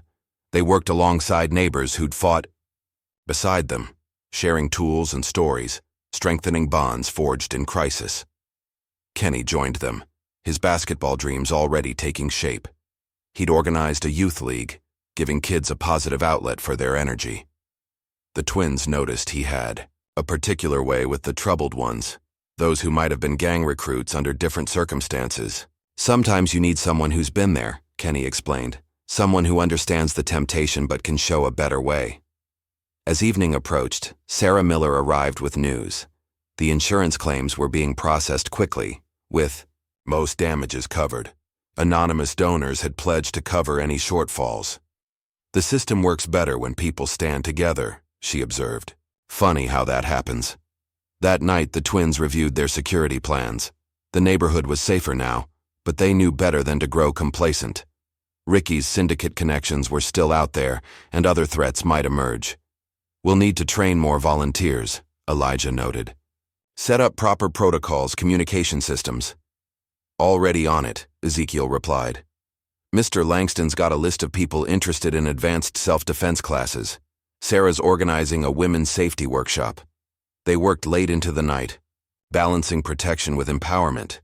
Their goal wasn't to make the neighborhood dependent on them, but to help it protect itself. A knock interrupted their planning. It was Mrs. Carter bearing her signature sweet potato pie. "You boys need to remember to eat," she scolded gently. "Can't save the world on an empty stomach." As they shared pie and conversation, she spoke of her experiences during the civil rights movement, of communities coming together against overwhelming odds. "What you did here," she said, "wasn't just about stopping bad men. It was about showing people their own strength. That's a gift that keeps giving." The next day brought more progress. The community center repairs were advancing quickly. The self-defense classes resumed, now expanded to include practical security, awareness, and emergency response training. Tommy had recruited other tech-savvy teens to improve his neighborhood watch app. They worked under the twins' guidance, learning to balance security with accessibility. Mr. Langston's barbershop became an unofficial community hub, where residents shared information and organized mutual aid efforts. The twins noticed how naturally leadership roles emerged, how people found ways to contribute their unique skills. That afternoon, they received a text from Kenny. A group of teenagers had reported being approached by gang members from a neighboring area. The twins responded quickly, but found the situation already handled. The teens had used their training, staying calm and alerting the neighborhood watch. Community members had responded promptly, their presence deterring any potential trouble. "See," Ezekiel said as they watched the teenagers head home safely. "They don't need us to fight their battles anymore." "They never did," Elijah replied. "They just needed to remember how to fight together." As night fell, they patrolled their usual route, noting the changes in their neighborhood. Gardens were being replanted, buildings were being repaired. But the most significant changes weren't physical. People walked with confidence now, not fear. Neighbors greeted each other warmly, sharing resources and support. The sense of community that Ricky's gang had tried to destroy had grown stronger instead. The twins ended their patrol at their shop, now almost fully restored. The children's drawings remained, a reminder of what they'd fought to protect. "Think we'll ever have that quiet life we wanted?" Ezekiel asked. Elijah looked out at their neighborhood, their home, alive with the sounds of community and hope. "Maybe this is better," he said. "Maybe this is exactly where we're supposed to be." They stayed up late, planning future improvements, but their conversation kept returning to the transformation they'd witnessed. They'd arrived hoping to escape their past, to hide from who they were.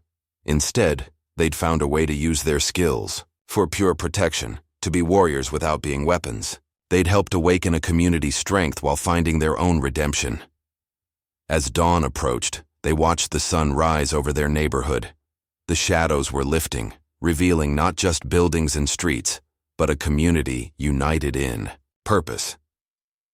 They had found more than just a home. They had found a mission worthy of their skills, a cause worthy of their dedication. The quiet life could wait. They had work to do. Summer heat shimmered off the asphalt as the neighborhood gathered for its first post-victory block party. Smoke from Mr. Langston's massive barbecue grill drifted through the air, mixing with the sounds of children playing and adults laughing.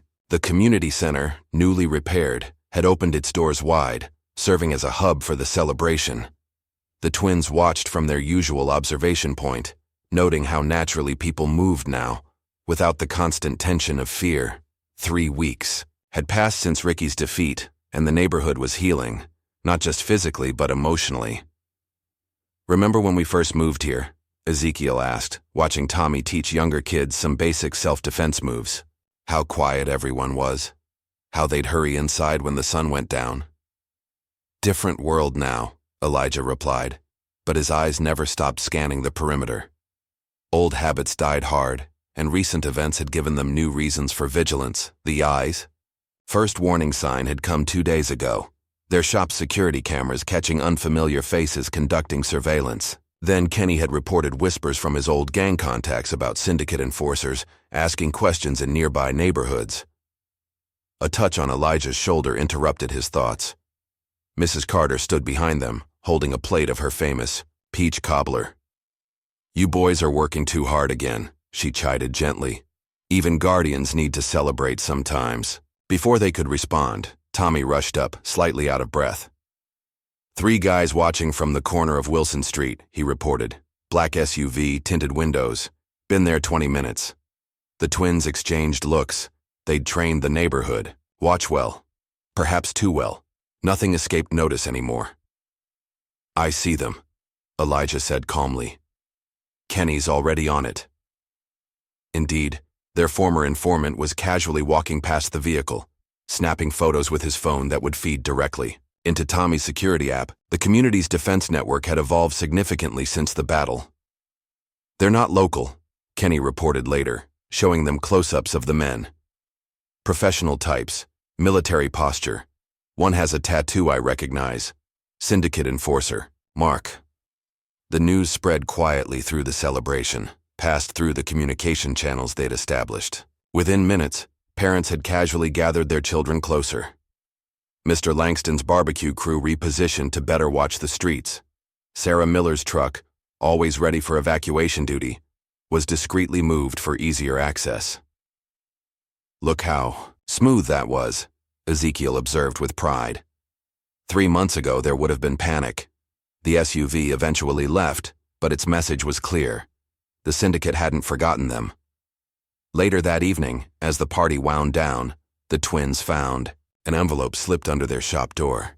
Inside was a single sheet of paper with typed text. "Ricky was an amateur. You haven't met the professionals yet." They called an emergency meeting of their core group: Mrs. Carter, Mr. Langston, Kenny, Sarah Miller, and a few others who'd proven their reliability during the battle with Ricky.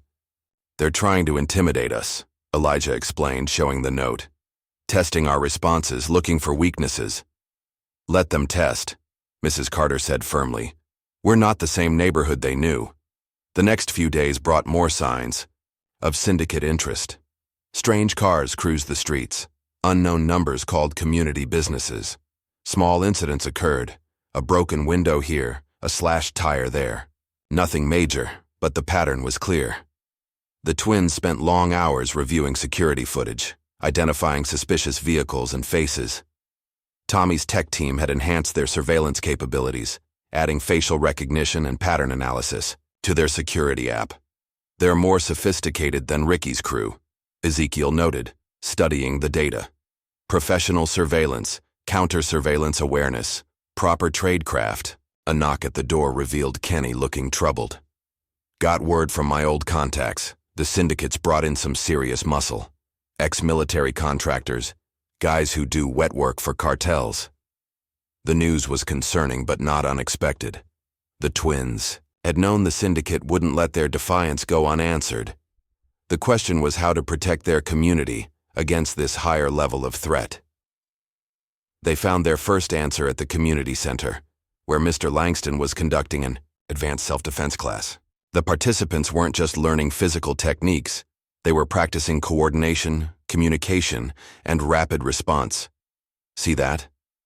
Elijah pointed to how smoothly the groups rotated positions, maintained awareness. They're thinking, like a unit now. The community's transformation went beyond physical security. Sarah Miller had organized a network of safe houses throughout the neighborhood.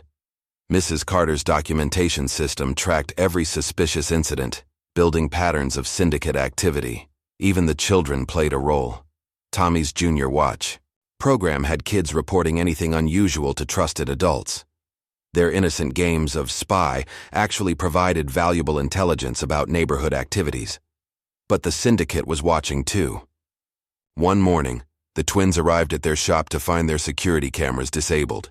Professional work, no damage visible, just subtle tampering that would have gone unnoticed by less experienced observers.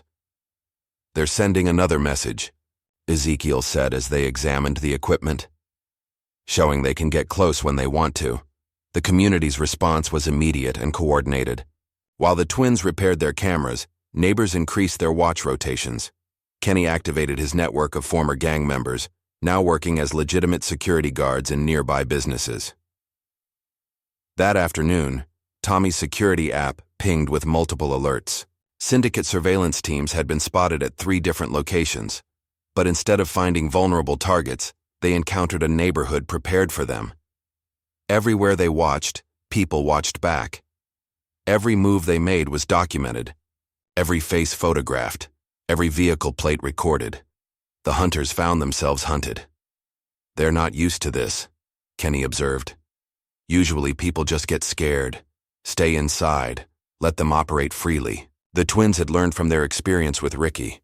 Instead of confronting the syndicate directly, they were letting the community's unity be their defense.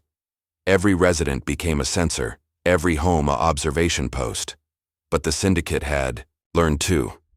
That night they struck the community center again, not with violence but with bureaucracy. Health inspectors arrived, citing violations. Building inspectors found code issues. Tax auditors appeared with questions. They're trying to shut us down legally, Mr. Langston realized during an emergency meeting. Using the system against us. Then, we use it right back, Mrs. Carter declared. She revealed thick files of documentation, years of syndicate activities, property purchases, financial transactions. I didn't just watch them hurt our community. I kept records. The twins coordinated. With Colonel Richardson, their former commander. His unofficial support now included connections to federal investigators building cases against organized crime. Your neighborhood's evidence could be valuable, he told them during a secure call. But it also makes you a bigger target. The syndicate protects itself by eliminating witnesses. The warning proved prophetic. Break-ins began targeting homes where Mrs. Carter had stored her records. But the community had anticipated this, creating multiple copies, storing information in secured cloud servers that Tommy's team had set up. They think we're still playing at their level, Ezekiel said as they monitored the failed break-in attempts. They haven't realized we've evolved beyond that. The syndicate's frustration showed an escalating pressure. Building permits for repairs were mysteriously denied. Insurance claims were delayed. Bank loans were rejected. They were trying to strangle the neighborhood economically. But the community's response demonstrated how far they'd come from the days of fragmented resistance to Ricky's gang. When one business faced pressure, others stepped in to help. When official channels were blocked, unofficial networks opened. They don't understand what they're fighting, Mrs. Carter told the twins during a strategy session. They think they're up against two ex-soldiers. They're really facing an entire community that's learned to act as one. The twins had to agree.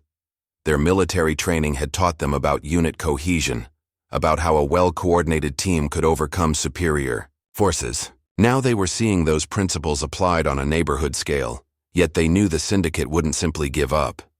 These were professional criminals who maintained power through fear and violence. If subtle pressure failed, they would escalate. The confirmation came from Kenny, who still maintained contacts in the criminal world. They're calling in specialists, he reported, people who deal with community problems permanently. The twins spent that night reviewing their defenses, identifying vulnerabilities, planning contingencies. They'd helped build something precious here. Not just a safer neighborhood, but a model for how communities could resist organized crime. We need to think bigger, Elijah said suddenly. The syndicate's not just targeting us anymore. They're afraid other neighborhoods might follow our example. This realization led to a new strategy. Instead of just defending their territory, they began reaching out to nearby communities. Mrs. Carter shared their documentation methods.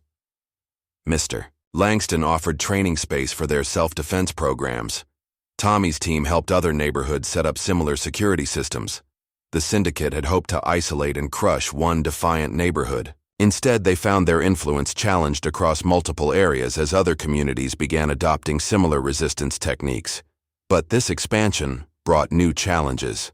One evening, as the twins monitored their surveillance feeds, they spotted a familiar face, one of Ricky's former lieutenants who had escaped during the final battle. He's working with the syndicate now, Kenny confirmed after making some calls, teaching them about our methods, our defenses. This intelligence sparked another community meeting. The twins watched with pride as their neighbors calmly discussed, adapting their security measures, updating patrol patterns, enhancing communication protocols. Remember how scared everyone was when Ricky first started causing trouble? Sarah Miller asked during a break. Now look at us, planning counter-surveillance, like we're discussing a bake sale. The twins shared her amazement at the transformation. These were the same people who had once hurried past their shop with downcast eyes, too afraid to resist the gang's demands for protection money. Now they moved with confidence, worked with coordination, supported each other without hesitation. The syndicate's pressure hadn't weakened them. It had revealed their strength. But their enemies were adapting too. New faces appeared in the neighborhood, clean-cut, professional-looking people claiming to be real estate developers, community organizers, business consultants, all with subtle connections to syndicate operations. They're trying to infiltrate us, Mr. Langston observed during a security briefing. Turn neighbors against each other, create doubt and division. The twins had seen similar tactics during their military service, how criminal organizations could destroy communities from within by exploiting fears and grievances. But this community had developed antibodies against such manipulation. Years of Mrs. Carter's civil rights experience combined with the twins' military training had created a resilient social fabric. When syndicate agents tried to spread rumors, they found people checking facts through established communication channels. When they attempted to create conflicts, they encountered unified responses backed by documented evidence. They still think we're fighting their way, Ezekiel said, as they watched another infiltration attempt fail, with guns and threats and fear. But we're fighting our way, Elijah finished, with unity and truth and courage. The sun set on another day of vigilance, another small victory in their ongoing resistance. The twins patrolled their usual route, noting how the neighborhood had changed since their arrival. Gardens bloomed where there had once been only weeds. Children played freely in yards that had been empty. Porches that were previously abandoned now hosted evening gatherings. They passed Mrs. Carter's house where she sat with several younger residents, teaching them her documentation methods. At the community center, Kenny's basketball program was in full swing, giving kids positive alternatives to gang recruitment. Tommy and his tech team worked late into the night, enhancing their security systems while learning valuable skills for their futures. Sarah Miller's support network had expanded to help other neighborhoods resist syndicate pressure. The twins realized they'd helped create something unique, not just a defended neighborhood, but a model of community resistance that could spread far beyond their streets. As they completed their patrol, a message came through Tommy's security app. Syndicate vehicles had been spotted approaching the area. The community's response was immediate but calm. Positions were taken, communications established, defensive measures activated. The twins exchanged knowing looks. Whatever came next, they were ready. Not because they were trained soldiers, but because they'd helped build something stronger than any military unit. They had created a community that could defend itself. Moonlight cast long shadows as Elijah and Ezekiel moved silently through the warehouse district. Their intelligence network had identified this location as a key syndicate operation center, and tonight they would gather proof. Kenny's information had been precise. Security patrol patterns, guard rotations, blind spots in the camera coverage. The twins used every bit of their special operations training to slip through the defenses undetected. Loading dock, west side, Elijah whispered into his radio, knowing Tommy was monitoring their progress from the command center they'd established. In the community center's basement. Camera loop engaged, Tommy's voice crackled back. You've got 4 minutes. The twins moved with practiced efficiency, using the skills that had once made them legendary in military circles. But this time, their mission wasn't about elimination or destruction. They needed evidence. Inside the warehouse, they found more than expected. Beyond the obvious weapons and drugs, they discovered financial records, shipping manifests, and most importantly, a terrified accountant named Michael Wells. Please, he whispered when they found him working late. I didn't want to be part of this. They threatened my family. We can protect you, Ezekiel assured him, recognizing the genuine fear in the man's eyes. But we need your help. Wells didn't hesitate. Take these, he said, handing over a flash drive. It's everything. Money laundering, bribes, blackmail operations. I've been keeping copies as insurance. A guard's radio crackled nearby. The twins quickly secured Wells and began their extraction. But the syndicate's security was better than expected. Alerts sounded, lights blazed, and armed men converged on their position. Tommy, Plan B, Elijah, commanded as they moved Wells toward their exit route. Now, across the city, police suddenly received multiple anonymous tips about drug shipments and weapons caches. As planned, this divided the syndicate's response forces, creating the diversion they needed. The escape wasn't clean. They encountered resistance at 2 checkpoints, forced to use their combat skills, but maintaining their non-lethal approach. Wells watched with wide eyes as they efficiently disabled armed men with precise strikes and holds. Who are you people? He asked as they rushed him to safety.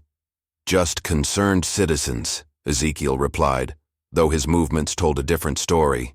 They got Wells to a safe house Mrs. Carter had prepared. The elderly woman took charge immediately, her civil rights movement experience evident in how she handled frightened witnesses. You're not alone anymore, she told Wells, sitting him down with a cup of tea. We've helped others stand up to them. We can help you too. The next morning, the twins reviewed Wells's data with their core team. The flash drive contained enough evidence to damage the syndicate severely, if they could verify and distribute it safely. They'll come looking for him, Kenny warned, his street experience showing, and for anyone helping him. Let them come, Mr. Langston said firmly. The barbershop owner had transformed from a worried father into a confident community leader. We're ready for them. They had indeed prepared for this moment. Sarah Miller's network of safe houses stood ready. Tommy's security systems were updated and monitoring for threats. The neighborhood watch had been trained for emergency responses, but the syndicate struck first through a trusted source. A local detective they'd worked with arrived at their shop, his face grim. They got to me, he admitted. Threatened my kids' school. I had to tell them about Wells. The twins appreciated his warning, but knew it meant their timeline had accelerated. They needed to move the evidence and their witness quickly. Activate Protocol 7, Elijah ordered through their communication network. Within minutes, the community's defense plan sprang into action.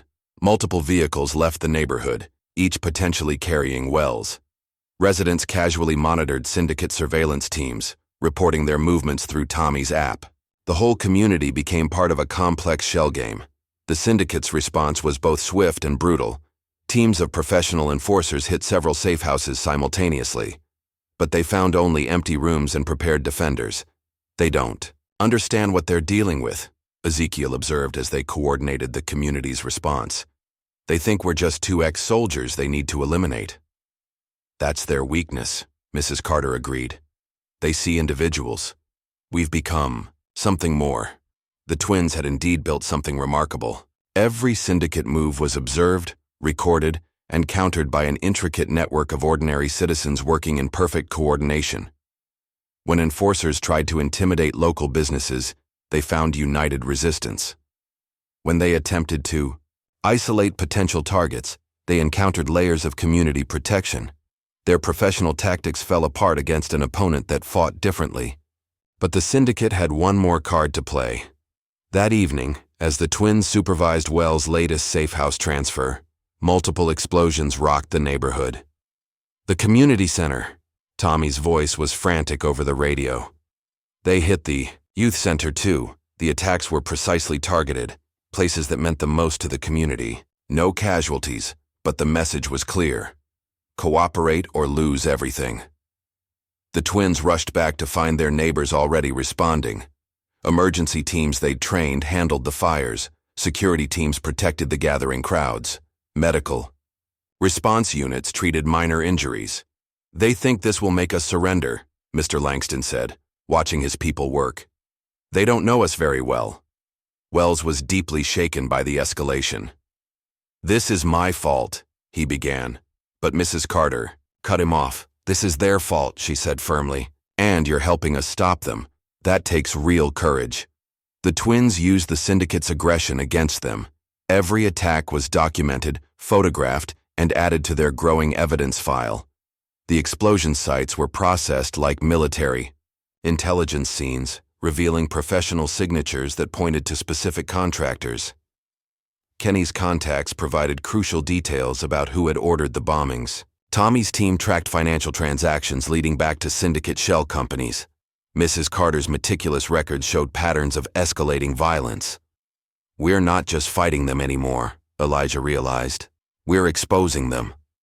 The evidence was damning, but they needed a secure way to distribute it. The syndicate had proven they could reach into law enforcement and media channels. The solution came from an unexpected source. Colonel Richardson contacted them through secure channels, offering a direct line to federal task forces investigating organized crime. You've got their attention, he told the twins. Both the good guys and the bad. Whatever you're planning, do it fast.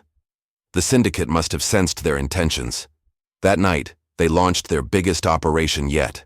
A coordinated attempt to seize Wells and all copies of his evidence. Professional strike teams hit multiple locations, but the community was ready.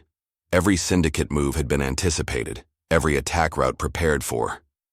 The twins coordinated the defense from their command center, watching their neighbors execute perfectly choreographed responses. Years of military experience told them they were witnessing something special, an entire community operating with the precision of an elite unit. They're pulling back, Kenny reported after an hour of failed attacks. Taking heavy losses. Non-lethal losses, Ezekiel clarified. They had maintained their commitment to avoiding death, even against armed attackers. The syndicate's frustration showed in their next move. They kidnapped several community leaders, including Mrs. Carter, demanding Wells and the evidence in exchange. We don't negotiate with terrorists, Mrs. Carter said calmly when they contacted her through the kidnapper's phone. And I trained these boys better than that. Her confidence was well placed.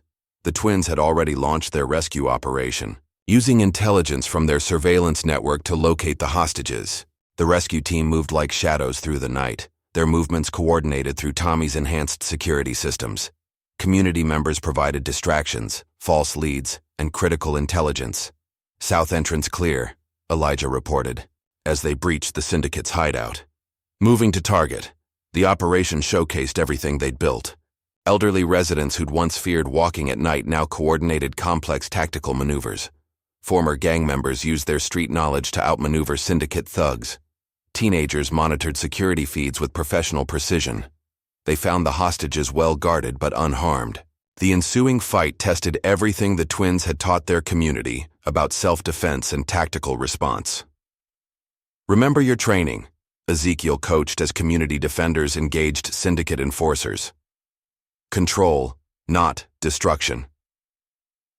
The rescue succeeded but not without cost. Several defenders were injured, though none critically. The syndicate had finally witnessed the full capability of what they faced. Not just two ex-soldiers, but an entire community trained to protect itself. Back at their command center, as medical teams treated the wounded, the twins received an urgent message from Wells. While analyzing more syndicate data, he'd discovered something crucial. They're not just a criminal organization, he explained, showing them complex financial records. They're connected to legitimate businesses, politicians, even some government agencies. That's why they're so desperate to stop us. This information changed everything. They weren't just fighting local criminals. They were threatening a system of corruption that reached into the highest levels of power. That's why we'll win, Mrs. Carter said firmly, still dignified despite her recent ordeal. Because we're not fighting for power or money, we're fighting for our home. The twins spent that night preparing their final move. The evidence was organized, verified, and prepared for distribution. Tommy's team had created secure channels to multiple law enforcement agencies and media outlets. Once we release this, Elijah warned their core team, there's no going back. The syndicate will throw everything they have at us. Good, Mr. Langston replied, speaking for everyone. Let them see what we've become. The next phase of their plan required precise timing. As dawn approached, they began uploading their evidence to secure servers. But the syndicate had one final card to play. A new message arrived from an encrypted source. You've forgotten something important. We know who you really are. Every enemy you made overseas, every operation you participated in. How long before that information becomes public? The twins paused, remembering past missions, past decisions that still haunted them. But their hesitation was brief. They still don't understand, Ezekiel said quietly. We're not hiding anymore. The community's response to the threat was immediate and unified.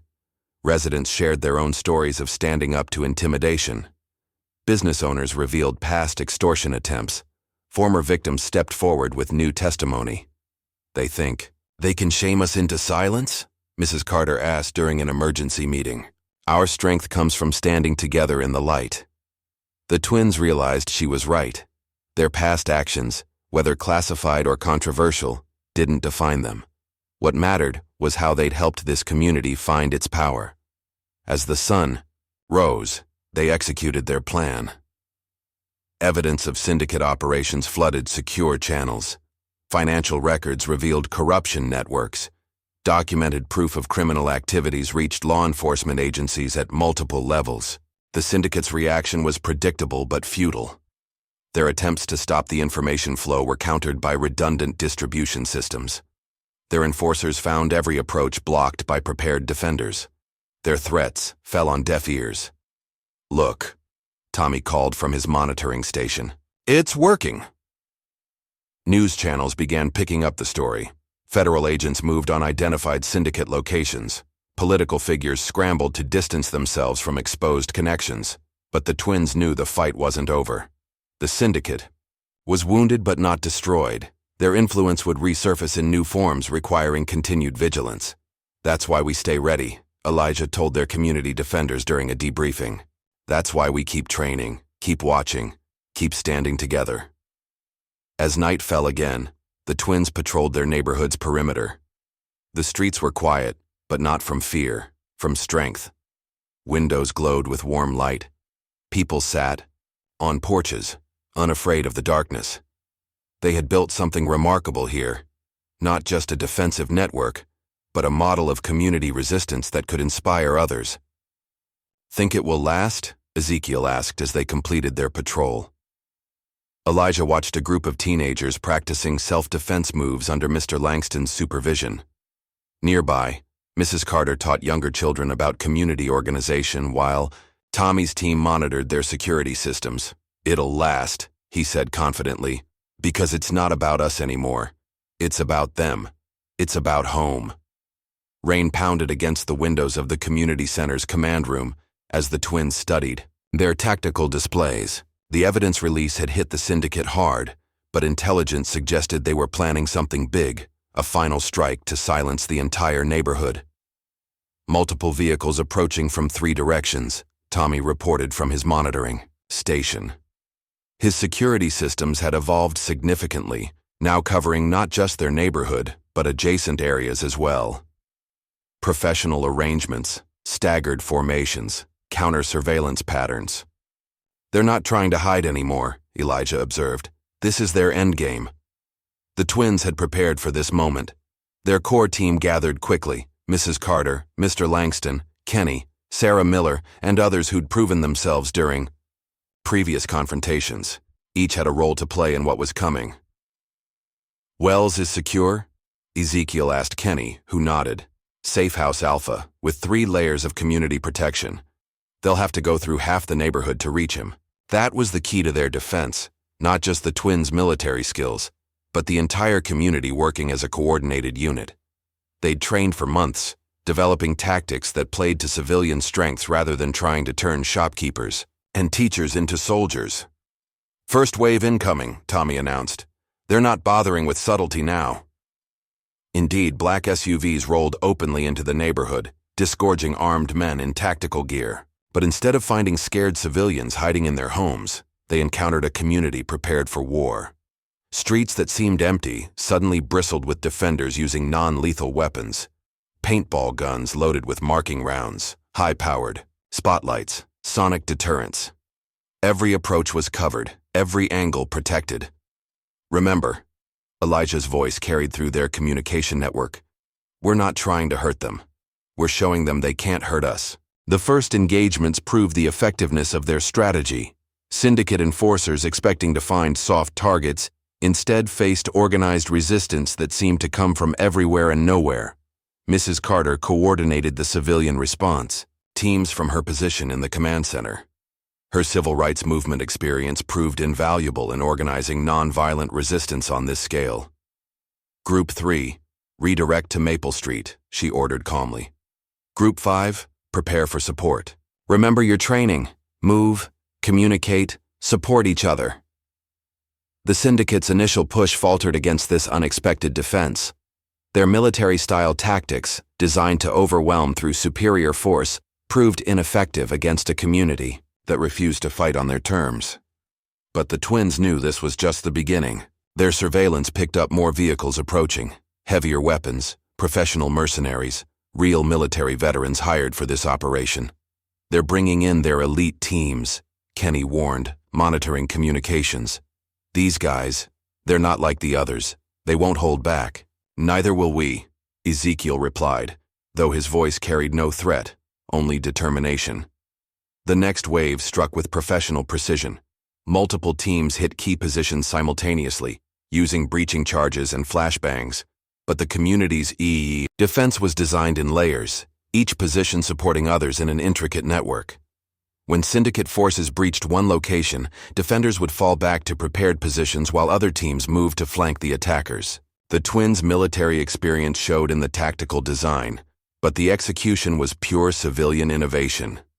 Mr. Langston's group used their knowledge of local architecture to particular effect, appearing and disappearing through hidden passages and forgotten shortcuts. Sarah Miller's network coordinated medical response and supply distribution with remarkable efficiency. Even the children played their parts, acting as lookouts and messengers while staying safely away from any fighting. Tommy's tech team provided real-time intelligence, tracking enemy movements and coordinating defensive responses. The battle spread across the neighborhood as the syndicate committed more forces. They seemed almost desperate now, throwing everything they had against this community that refused to break. "They're targeting the command center," Tommy reported suddenly. 3 teams converging. The twins had expected this.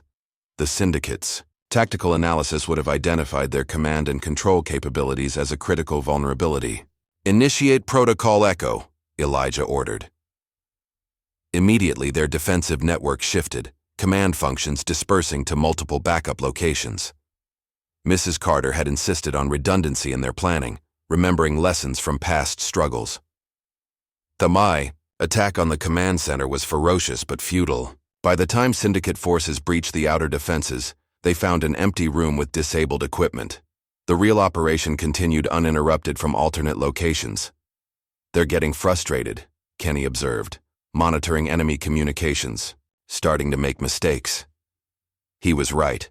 The Syndicate's coordinated assault was becoming ragged, professional discipline fraying against this unconventional defense.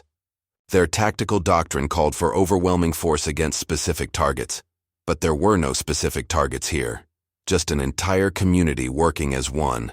Then came the moment they'd been waiting for. Amid the chaos of failed attacks, their surveillance caught a familiar face, the Syndicate's regional director, personally supervising the operation from a command vehicle. James Morton. Wells identified him through their secure link. "He's the one who ordered my family threatened, the one who authorized all the violence." The twins exchanged looks. This was an opportunity they hadn't expected, a chance to strike at the Syndicate's leadership directly. "Tommy, initiate Phase 2, Elijah commanded. "Mrs. Carter, is everyone in position?" "Ready and waiting," she confirmed, "just like we practiced." Phase 2 wasn't about defense, it was about exposure. As Syndicate forces continued their increasingly desperate attacks, community teams began their own carefully planned operations. Cameras documented every Syndicate action. Communication channels were monitored and recorded. Shell companies and front organizations were identified and tracked. The evidence gathered during the battle would prove as damaging as Wells' financial records. But Morton was clever. He recognized the trap being laid and ordered an immediate withdrawal. His forces began pulling back, attempting to disengage before they were completely compromised. "They're running," Kenny reported, but Ezekiel shook his head. "No. This is a tactical retreat. They're regrouping for something bigger." He was right. The Syndicate's next move was devastating in its simplicity. They took hostages, not random civilians, but specific community leaders they'd identified as crucial to the defense network. "We have your people," Morton's voice came through their communication system. "Surrender Wells and his evidence, or they die. You have 1 hour." The twins called an emergency meeting of their remaining leadership. The situation was critical. Their tactical advantage meant nothing if innocent lives were at risk. "We can't let them win through fear," Mrs. Carter argued. "That's what they've always relied on." "But we can't sacrifice our people either," Mr. Langston countered. "There has to be another way." The twins listened to the debate, their military training warring with their commitment to the community. Then Ezekiel spoke quietly. "What if we give them what they want?" he suggested. "Just not the way they expect." The plan came together quickly. Wells would appear to turn himself in, but the handoff would be public, very public. Tommy's team had already contacted media outlets, federal agents, and even military observers. "They'll have to maintain their legitimate business facade," Elijah explained. "They can't risk openly executing people with witnesses present." The Syndicate agreed. To the exchange, their desperation showing in how quickly they accepted the terms. They didn't realize they were walking into a trap, built not with weapons but with witnesses. As the deadline approached, the twins put the final pieces in place. Community defenders took hidden positions, cameras were readied, emergency response, teams stood by. The exchange was set for neutral ground, the park where children had once been afraid to play. Morton arrived with his hostages and a squad of professional guards, maintaining a veneer of legitimate business. Wells approached alone, carrying what appeared to be his evidence files. The twins watched from concealment, ready to move if needed. But Mrs. Carter had been right. The Syndicate's greatest weakness was their fear of exposure. With news cameras rolling and federal agents watching, they couldn't risk showing their true nature. The exchange went smoothly until Wells spoke. "You know what's interesting about corruption?" he said loudly, ensuring the microphones picked up every word. "It leaves patterns, money trails, Connections that can't be hidden. Morton's face tightened. The files, he demanded. Now. Oh, these files. Wells opened the briefcase. They're copies. The originals are already with every major law enforcement agency and news organization in the country. Being released right now, actually. The trap was sprung. As Morton realized the depth of his failure, federal agents moved in. The syndicate's guards found themselves surrounded not just by law enforcement, but by an entire community of witnesses. The hostages were secured safely. Morton and his men were arrested without violence. The syndicate's carefully maintained facade of legitimate business crumbled under the weight of undeniable evidence. But the twins knew their victory had to be protected. While federal agents processed arrests and gathered evidence, the community maintained its defensive posture. They'll try to rebuild, Ezekiel warned during the debriefing. Organizations like this don't just disappear. Then we'll be ready, Mr. Langston replied. We're not going back to living in fear. The aftermath brought more challenges. Other criminal organizations would try to fill the power vacuum. Corrupt officials would seek revenge. The community's struggle wasn't over. It had just entered a new phase. But they were ready. The twins had helped build something stronger than any criminal organization. A community that could defend itself, support itself, and stand together against any threat. As night fell, they walked their usual patrol route. The streets were alive with celebration, but not complacency. Watches were maintained. Security systems remained active. Training would continue. Think we'll ever have that quiet life we wanted? Ezekiel asked. Elijah watched a group of children, playing freely in the park, their parents chatting nearby without fear. Maybe this is better, he replied. Maybe this is exactly where we're supposed to be. They had found more than redemption here. They had found a home worth protecting, a community worth serving, and a purpose that gave meaning to all their military. Training. The rain had stopped, leaving the streets clean and the air fresh. Tomorrow would bring new challenges, but tonight they could take pride in what they'd helped create. Not just a defended neighborhood, but a model of resistance that others could follow. The quiet life could wait. They had more important work to do. Autumn leaves danced across the newly repaved streets as the neighborhood gathered for its monthly community meeting. 3 months had passed since the syndicate's downfall, and the transformation was remarkable. Where once there had been broken windows and graffiti, now freshly painted storefronts gleamed in the morning sun. The twins sat at the back of the packed community center, watching Mrs. Carter lead the meeting with her usual authority. The agenda today wasn't about threats or defense strategies. It was about growth, about building something lasting from their victory. The youth mentorship program has 30 new applicants, she announced proudly. Mr. Langston's apprenticeship initiative is expanding to 3 more businesses, and Sarah Miller's support network now covers 5 neighboring communities. The room buzzed with energy. These were people who had discovered their strength, who had learned that unity was more powerful than fear.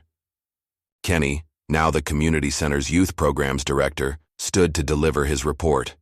The former gang member spoke with confidence about basketball leagues, tutoring sessions, and job training programs, all designed to give young people alternatives to the street life he'd once known. And a special thanks to Tommy, Kenny added, whose security app has been approved for citywide implementation. Tommy, seated with his tech team, tried to look modest, but couldn't hide his pride. The system he'd developed during their struggle had caught the attention of law enforcement agencies interested in community-based security solutions. But the twins knew better than to relax completely. Their surveillance networks remained active, their training programs continued, and their volunteers maintained regular patrols. Experience had taught them that peace required constant vigilance. A knock at the door interrupted the meeting. Colonel Richardson entered, accompanied by 2 federal agents. The room tensed slightly. Old habits died hard, but the twins recognized them as allies from the syndicate operation. Just here to update you, Richardson announced. Morton's trial starts next week. Between Wells's evidence and your community's documentation, we've got solid cases against 37 syndicate leaders and over 100 associates. The news was welcome, but it wasn't why he'd come in person. After the meeting dispersed, Richardson pulled the twins aside. There's something else, he said quietly. Remember those other communities you helped organize? They're having an effect. 3 more syndicate operations have collapsed in the past month. Your model of community resistance is spreading. This was both encouraging and concerning. They'd helped create something powerful, but also something that powerful people might see as threatening. Any blowback? Elijah asked. Richardson nodded grimly. Some. Corrupt officials are losing their protection rackets. Criminal organizations are seeing their territories shrink. They're not happy. Let them come, Ezekiel replied, but without bravado. We'll be ready. That afternoon, they visited the memorial they'd helped establish, a simple garden dedicated to those who'd stood against corruption and violence over the years. Fresh flowers marked the names of community members lost to gang violence before their arrival.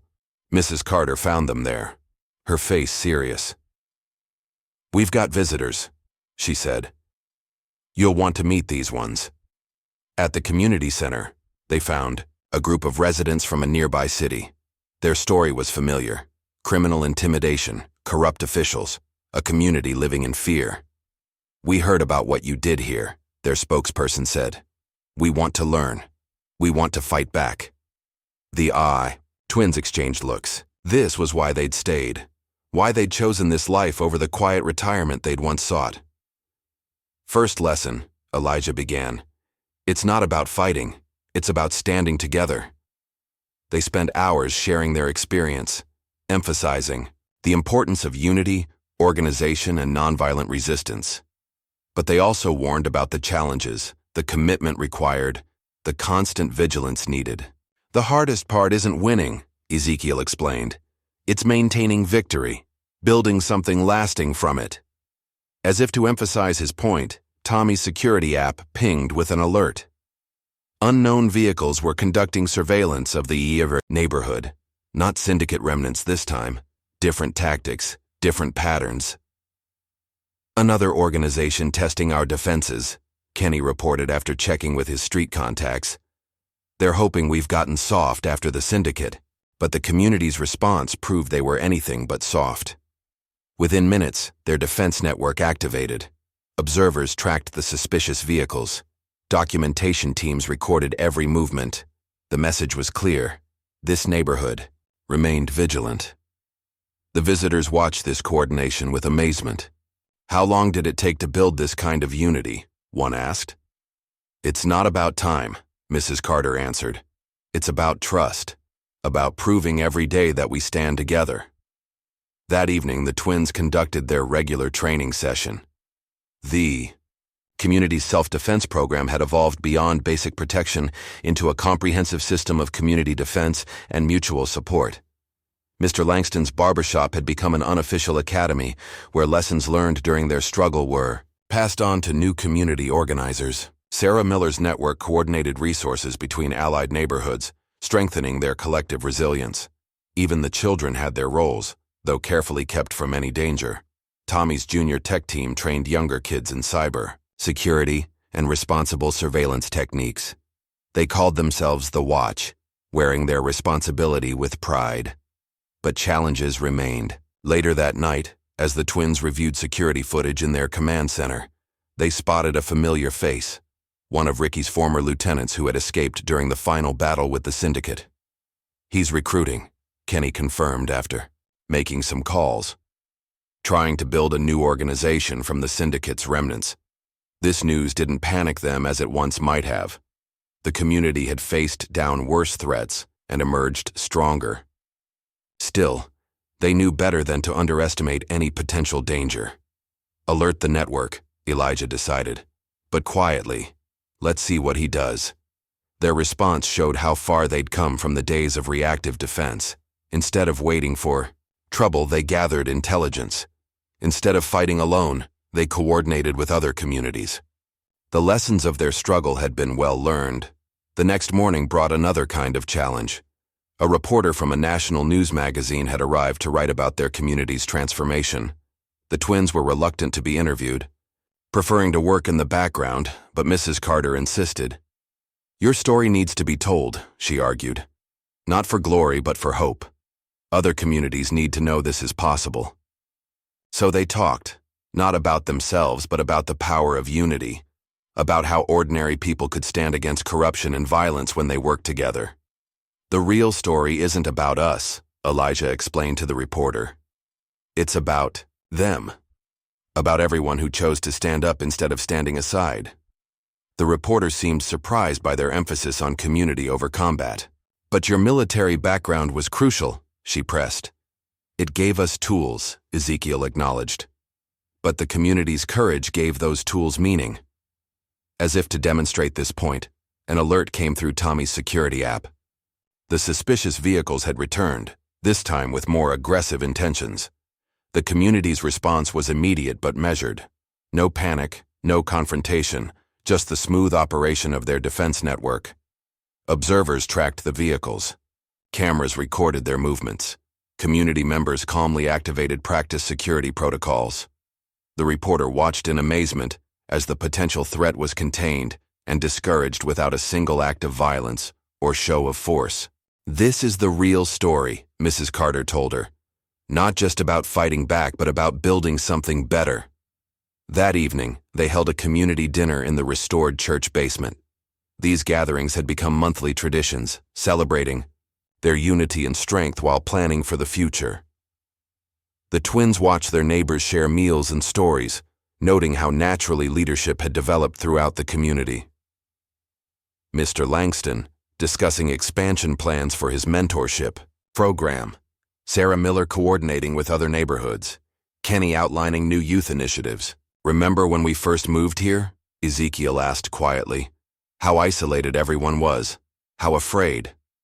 Different world now, Elijah replied, but his vigilance never wavered. Old habits died hard, and they'd learned that peace required constant attention. Their alertness proved warranted when Tommy approached with news. His tech team had intercepted communications suggesting a larger threat. Multiple criminal organizations discussing plans to restore order to rebellious neighborhoods. They're worried about the example we're setting, Kenny added, about other communities following our lead. This was the challenge they'd anticipated. Their success hadn't just defeated one syndicate. It had threatened a whole system of control through fear and corruption. But they were ready. The community had grown beyond its original boundaries, forming networks of mutual support with other neighborhoods.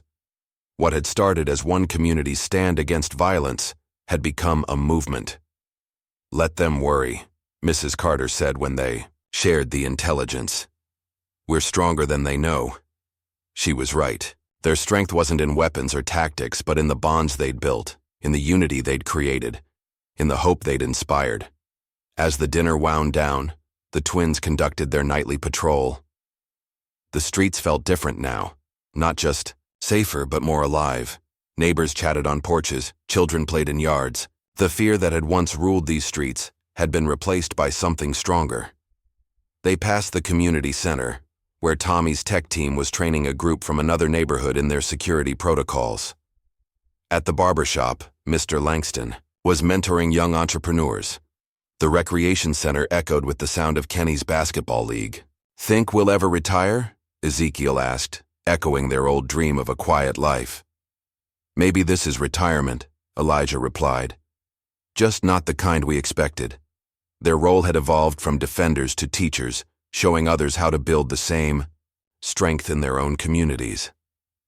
It wasn't the peaceful withdrawal from action they'd once sought, but it was deeply satisfying.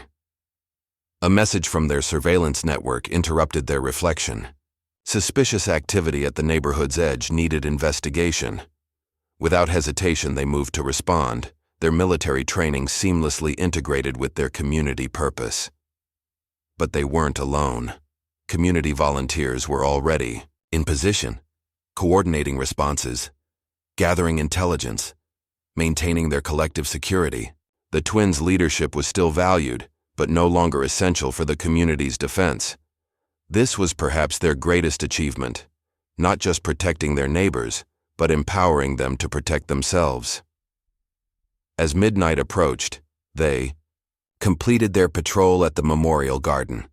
The moon illuminated the names of those who'd stood against violence in the past, reminding them why their work mattered. "We'll never be completely safe," Ezekiel observed, touching one of the markers. "No," Elijah agreed, "but we'll never be defenseless either." They had built something remarkable here, not just a protected neighborhood, but a model of community resistance that could spread, grow, inspire others to stand against corruption and fear. The quiet life they'd originally sought seemed like a distant dream now, replaced by something more meaningful. They had found their true purpose not in escape from their past, but in using it to help others build a better future. Dawn would bring new challenges, new threats, new opportunities to strengthen their community. But they were ready. They had built something stronger than any weapon: unity, courage, and hope. The war wasn't over. Perhaps it never would be. But they had shown that victory was possible, not through violence, but through solidarity. And that was a legacy worth protecting. What would you do if you had their skills? Would you choose the quiet life, or would you stand and fight for those who can't defend themselves? If this story of two brothers who turned their war-forged skills into a shield for the innocent resonated with you, make sure to hit like and subscribe. There are more tales of justice, redemption, and ordinary heroes doing extraordinary things coming your way. Remember, sometimes the most powerful weapons aren't guns or fists, but the courage to stand together against those who rule through fear.